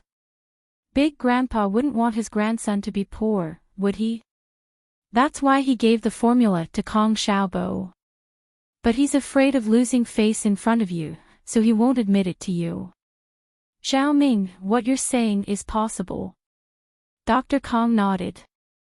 Then, what do you think we should do? Kong Ming was a sinister person himself, so it wasn't a problem for him to think of sinister things. But it was a bit hard for him to come up with a plan.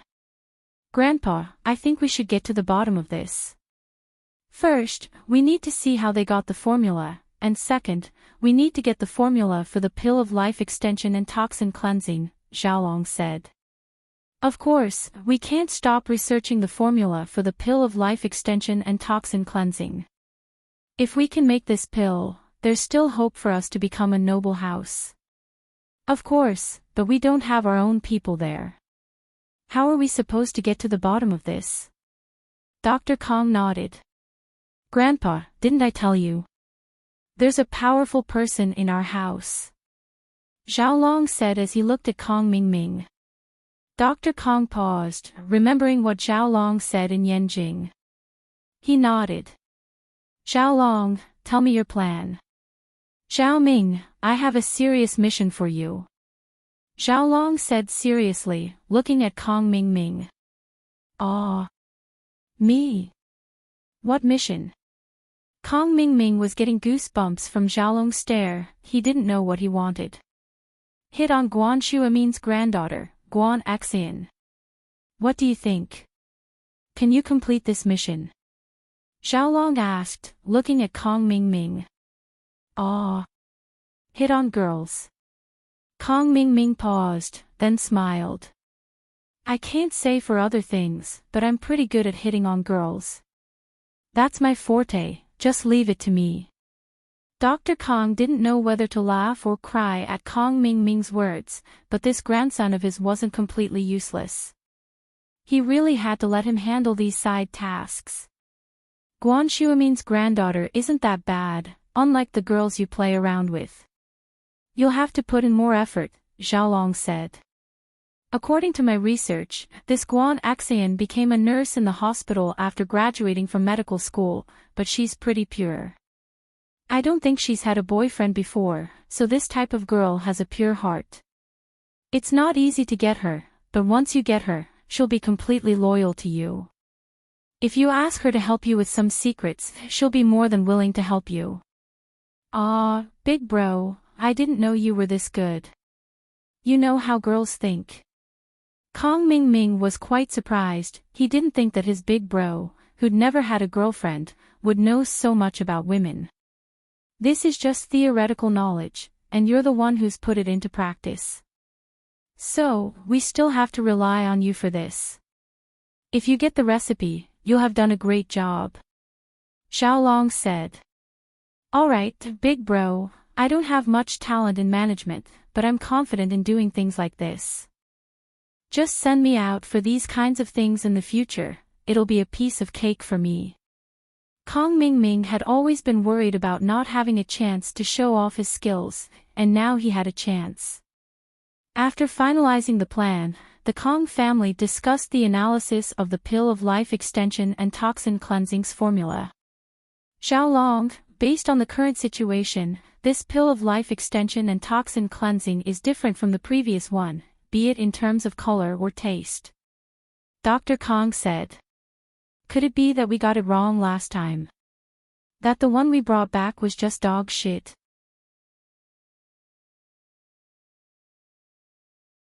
Chapter 570. Chapter 570, Eaten by Dogs. This time, we can't afford to make any more mistakes.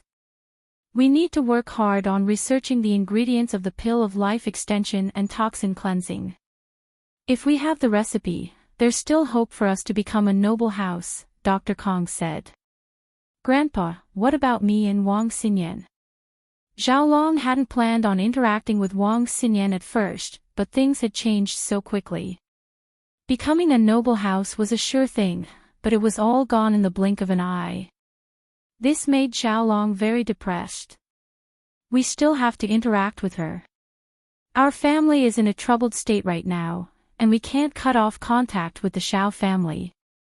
Dr. Kang's voice was filled with helplessness. Xiaolong nodded. He was still very interested in Wang Xinyan, but he couldn't decide how far he should go with her because of the benefits of his family. He was afraid that House Kong would become too powerful, and he would be tied down by Wang Xinyan. He was also afraid that House Kong would lose the support of the Xiao family and become even more miserable. And so, Xiaolong didn't get a good night's sleep. He woke up early in the morning, planning to bring the pill of life extension and toxin cleansing to the lab to study its ingredients. If he really couldn't figure out what it was, then he'd have to go back to Wang Xinyan. He came to the living room, where his grandpa had placed the pill yesterday. Xiaolong was just about to reach for it when he realized that the box with the pill was open. The pill of life extension and toxin cleansing inside had disappeared without a trace. Oh no! Where was the pill of life extension and toxin cleansing? Grandpa! Xiaolong yelped in fright. This was over 400 million. It wasn't a joke. Xiaolong's voice alerted Dr. Kong, Kong Guifeng, Kong Cuipu, and Kong Mingming. They all rushed to the living room and looked at the empty box on the coffee table, their mouths agape. Why is it gone? Who touched the pill of life extension and toxin cleansing? Dr. Kang's first thought was that someone in his family had secretly stolen the pill of life extension and toxin cleansing, so his expression immediately darkened. Everyone was stunned, but they shook their heads. They were all members of the Kong family. Although Kong Guifeng and Kong Cuipu had some conflicts in the dark, it was still a personal grudge. How could they dare to disrupt the family's affairs? Dog fur.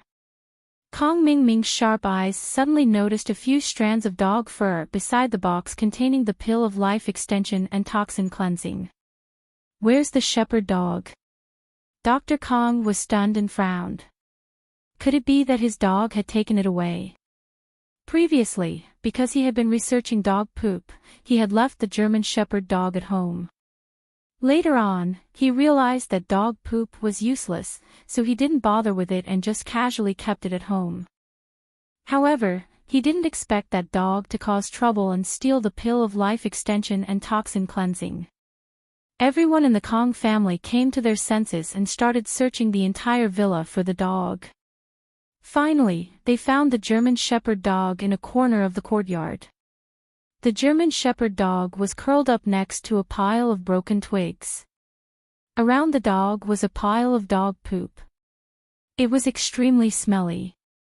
However, Dr. Kong couldn't care less about the smell of dog poop. He picked up the German shepherd dog and started searching around. However, after searching for a long time, he couldn't find the pill of life extension and toxin cleansing. The pill of life extension and toxin cleansing had disappeared. Where did this stupid dog take the pill of life extension and toxin cleansing to? Dr. Kong was incomparably anxious. Cold sweat had formed on his forehead. That was bought with shining silver. It was more than 400 million. If it was lost, wouldn't it be a huge loss? Everyone looked at each other in dismay. Where could they find such a small pill? This villa was huge. No matter where it fell, they wouldn't be able to take care of it. However, only Kong Mingming's expression changed. Grandpa, could it have been eaten by a dog? What do you mean Grandpa was eaten by a dog? How can you say that? Kong Cuipu was a little angry when he heard his son's inappropriate words. It's not that Grandpa was eaten by a dog. I'm saying the pill of life extension and toxin cleansing was eaten by a dog. Kong Mingming hurriedly explained, this dog's condition is similar to the last time I ate it. It's all diarrhea, and it's lying there powerlessly. When Dr. Kong heard Kong Mingming's words, he looked at the dog's condition. Indeed, it was no different. His head immediately buzzed and his vision went black. He collapsed to the ground and fainted. Anyone in his shoes would faint. The pill of life extension and toxin cleansing that was bought with 400 million was eaten by a dog. How was anyone supposed to live? Dr. Kong fainted was still all right. If it were someone with a weaker mental fortitude, their heart would have exploded. The rest of them weren't much better off than Dr. Kong. He was the Kong family's only hope for ascension, but he was eaten by a dog just like that. The heavens weren't helping the Kong family. However, regardless of what the heavens were thinking, the Kong family hurriedly sent Dr. Kong to the hospital. The pill of life extension and toxin cleansing was gone. If anything happened to Dr. Kong, the Kong family would really be finished. Miracle Dr. Kong, on the other hand, was fine. He'd only fainted because of the anxiety, and woke up when he got to the hospital. He was worried about the pill of life extension and toxin cleansing at home. Even if it was eaten by a dog, he'd kill the dog and extract the pill from its stomach. You bastards, why are you sending me to the hospital? What a waste of time. Why don't you open up the dog's stomach and see if there's any pill inside? Dr. Kong was furious. These wastrels were really infuriating. Didn't they know what was more important? Kong Gui Fong and the rest looked at each other. That's right. Why didn't they think of that? It was probably too late to go back now, right? The dog had already digested the pill of life extension and toxin cleansing. But no matter what, Dr. Kong still rushed out of the hospital and brought his family back to the villa. What greeted him was a shepherd dog full of energy. There was no need to mention how energetic this shepherd dog was. It jumped up and down with inexhaustible energy. Dr. Kong regretted it when he saw the dog. The dog must have digested the pill already. How else could it be so energetic? But Miracle Dr. Kong still wanted to give it a try. He killed the dog, but there was nothing left in the dog's stomach. It seemed like it had been digested. Dr. Kong sat on the ground, almost crying himself to death. He almost rolled on the ground. 400 million. That was more than 400 million, gone just like that. There was nothing left. Why was his family so unlucky? Dr. Kong pounded his chest and stamped his feet. The others weren't any better. Kong Guifeng and Kong Tsuepu had dark expressions on their faces, and Zhao Long and Kong Mingming were feeling extremely regretful as well. Another good opportunity was missed by the Kong family.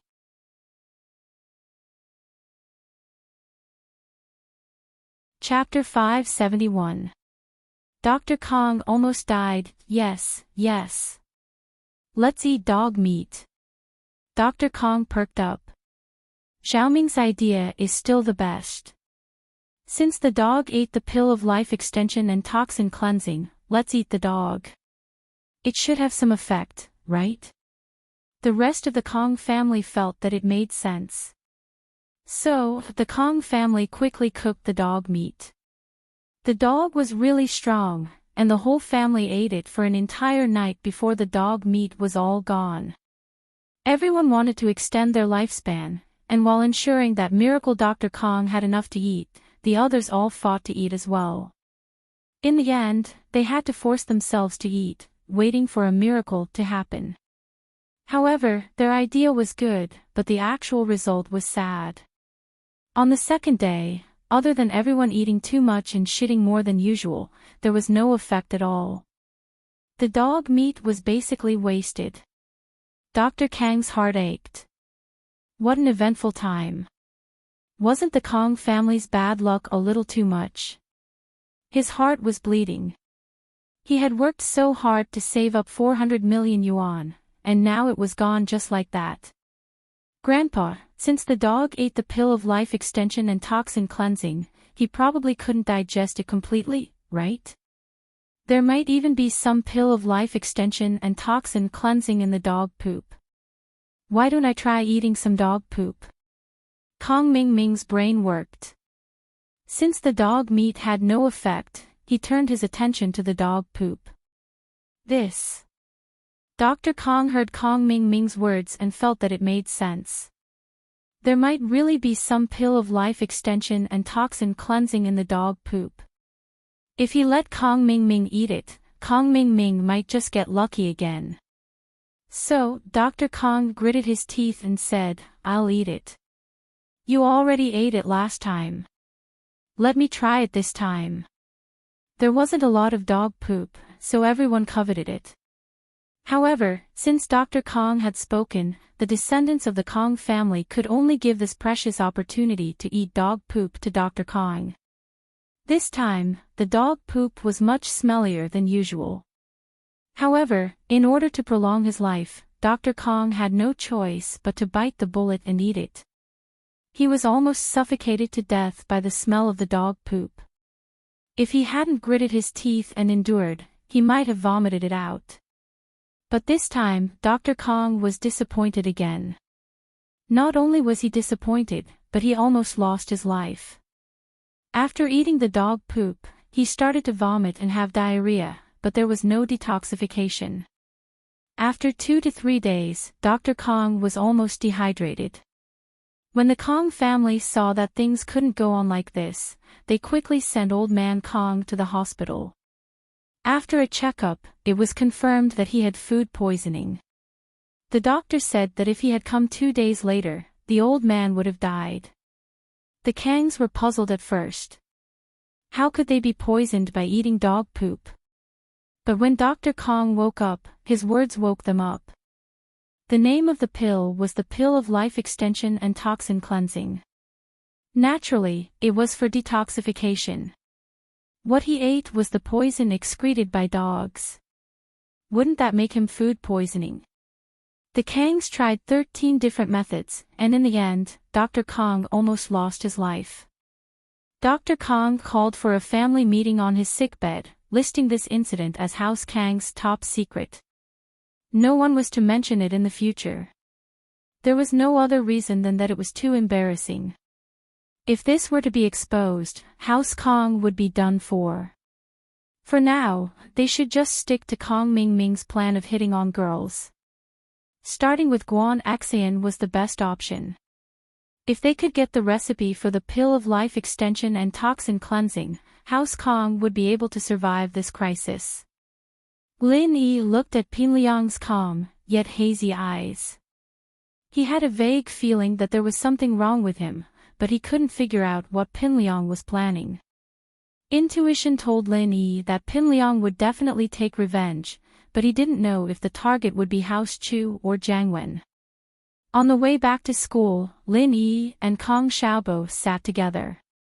Kong Xiaobo didn't hide his joy at all. Pinliang, that little bastard, finally got his comeuppance. Let's see if he can still jump around after losing one of his kidneys. What's wrong with Tang Yin? Why didn't she come to school today? Do you have Xiaofan's phone number? Can you ask? Lin Yi was worried about Tang Yin. He hadn't seen her for a few days, and he missed her. He didn't know why Tang Yin was avoiding him. Was there a misunderstanding? Oh, today. The slums are being demolished. They said that they're here to discuss the compensation. They want everyone to stay. Lu Xinwen took the day off, and Tang Yin should be at home. Kong Xiaobo said. I see. Lin Yi nodded. Mrs. Tang had told him about this before, and he had also told them that after the demolition, he would pay some money for a retail house. Lin Yi was relieved after hearing Kong Xiaobo's reason. As long as Tang Yin was at home, nothing would happen. Boss, I need to tell you something. Yesterday, Zhou Ruoming's father came to my house. Kong Xiaobo told Lin Yi about what happened at the tea house, especially when Kong Xiaobo and Zhou Ruoming were scared when they heard Lin Yi's name. It made Kong Xiaobo very happy. Lin Yi only smiled faintly. Lin Yi didn't feel any sense of achievement to make these small people afraid of him. Only Kong Xiaobo would be this excited. Today was a big day in Shanty Town, because a development company was going to renovate the Shanty Town. In fact, this was good news. The residents of Shanty Town were looking forward to living in a building. Of course, they also wanted to get a lot of compensation. It wasn't that no development company had the idea of Shanty Town before, but in the end, they gave up because the development cost was too high.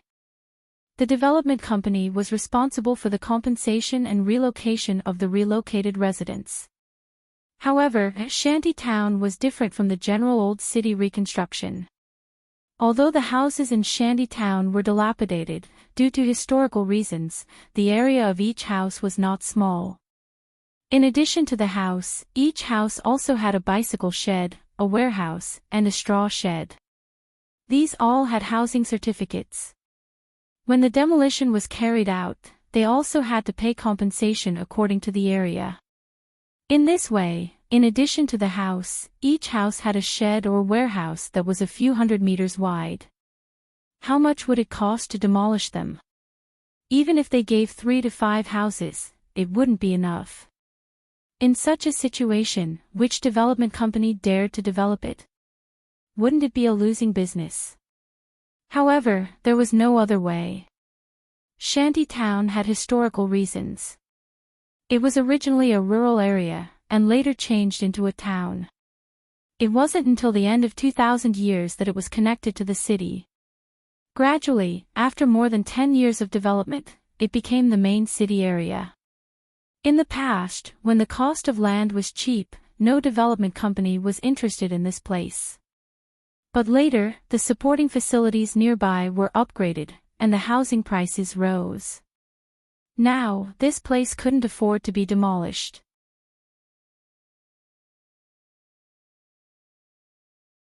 Chapter 572. Kill 1 to warn others. Tang Juqing could already stand up and walk a few steps with the help of a crutch. However, there seemed to be some problem with the nerves in his left leg. It wasn't very sensitive, so he walked with a limp and stayed at home. Today was a big day in the slums. Other than Tang Juqing, the mother and daughter came to the only square in the slums, which used to be the garbage dump. Later on, the city started a garbage removal project and set up a few temporary garbage dumps in the slums. Only then did they completely remove the garbage dump. Otherwise, the smell would be unbearable in the summer. After it was cleaned up, it became a place for the elderly to play chess and exercise. It was also an empty space for the kids to play. Today, it became a place for negotiations with the developers. Behind the empty space, between 2 trees, there was a sign, "Welcome to Qibing Real Estate's renovation of the slums." Qibing sat in the back of the Audi Q7, and Zhong Fabai was the temporary driver. Jin Gubang sat in the front passenger seat, and beside Qibing was a middle-aged man. They couldn't tell who this middle-aged man was. He suddenly appeared next to Qibing early in the morning. Qibing didn't introduce him, and the middle-aged man didn't say much either. However, Fabai and Jin Gubang guessed that this man was Qibing's bodyguard. It was just that he wasn't here for the past few days. Behind the Audi Q7 was a black van with Zhong Fabai's underlings sitting in it. They were the thugs in charge of the negotiation. Their purpose was to teach those disobedient residents a lesson. The car stopped near the empty space, and Qibing saw the sign on the square with one glance. He felt very satisfied. It seemed that these people had been waiting for their relocation for a long time, and now that he had the initiative, he would be able to lower the price a bit more for them. "Master Bing, these people seem to welcome you very much," Fabai said flatteringly, but in his mind, he was planning to divert the trouble. Let's see if they still welcome you when you tell them the price later." Master Bing wasn't stupid. He knew that these people didn't know the price he was going to give them. They wouldn't welcome him when he told them the price. So what if they don't welcome me? They still have to demolish it. This is Master Bing's first project in Songshan, you can't let these unruly people ruin it. Zhong Fabai said. Naturally, we won't stop because of them. However, if these unruly people don't allow us to demolish it, it will be troublesome. Zhao Qibing looked at the people in the square and frowned. It's obvious that these people have discussed this beforehand. I'm afraid that the negotiation won't go smoothly. This will depend on your determination, Master Bing. Fabai smiled, since Zihua Bro asked me to come here, I know what's going on. Fabai remembered Zhao Qibing's words. Kill 1 to warn 100. He had to find someone to establish his dominance, so he purposely said those words. He was waiting for someone who didn't care about their lives to ask for more. Then, He'd teach them a lesson so that they wouldn't dare to ask for more. Fabi's words stunned the residents on the spot. Wasn't it always the developer who came and asked if they wanted to demolish the slums or not? Why was it a negotiation this time? Could it be that the developer this time had a conscience and was prepared to bring some benefits to the slums? So, the residents started to think, but no one dared to step out first. After all, no one knew if the developer was telling the truth or not.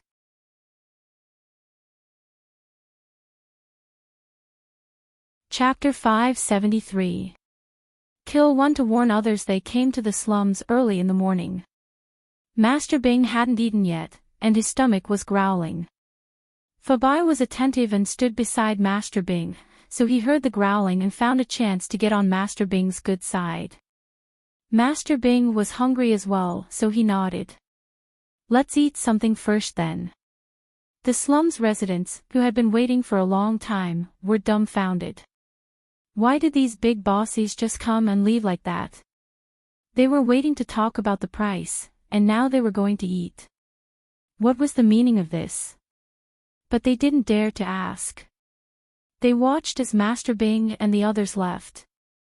Chi Bing and the others were about to get into the car to eat when he heard someone call his name. Master Bing, wait for me. Chi Bing turned around and froze. He recognized the person immediately. You're Li Erlin, right? It's me. Erlin was overjoyed. He didn't think that Master Bing would still recognize him after all this time. Master Bing, I've missed you so much. Don't you know that I've lost my purpose in life after you left? I can't live without boss. I feel so empty. Chi Bing had spent a few days in Songshan during middle school, so he got to know the tyrant of the school, Li Erlin. Chi Bing was rich, and he had bodyguards at school. Erlin wasn't an idiot who only knew how to fight. He could tell that Chi Bing's family wasn't ordinary, and he could get some benefits from Chi Bing. And so, he volunteered to be Chi Bing's follower. Chi Bing had bodyguards that wanted to send him to school, but bodyguards couldn't go to school. Having a follower in school was a great thing, and so Chi Bing was very happy that Erlin had joined him. He didn't mistreat him, and Erlin got quite a lot of benefits from Chi Bing as well. Who would have thought that Chi Bing wouldn't even stay for 2 months before transferring schools? Li Erlin was quite troubled. He thought that he'd be the young master's follower for a long time, and that he'd be able to find a better future in the future, but the young master had already transferred schools. Chi Bing had the ability to transfer schools, but Erlin didn't. He could only stay in his old school obediently. But Zhao Chi Bing was quite comfortable using Erlin, so he didn't mind Erlin calling him after he left. Chi Bing had contacted Li Erlin before coming back to Songshan, but this was the first time they'd met, and Li Erlin looked a little different than before. Oh, let's go get something to eat. Chi Bing nodded and introduced Li Erlin to Fabi and the others. This is Li Erlin, my follower from Songshan. He lives in the slums too, you can ask him about the demolition. Fabi looked down on Li Erlin before, but when he heard that he was Zhao Chi Bing's follower, he immediately became respectful. After all, he wasn't Zhao Chi Bing's follower yet. He was only working for Zhao Chi Bing now, not the core of the organization. Gubang, on the other hand, was secretly astonished as well. How was this inconspicuous gangster Master Bing's lackey? But he didn't dare ask. Chi Bing found a restaurant. He didn't have much interest in food, but he was interested in women and money. Let's go here. Erlin, go ask if there's a private room. All right. Erlin was a gangster in this area, and naturally, he knew the owner of the restaurant. After entering, he called out to the waiter. Get your boss out here. The waiter knew Erlin, too, and knew that he was a gangster. He didn't dare offend him, so he quickly nodded and called the boss over. The boss frowned when he saw Erlin.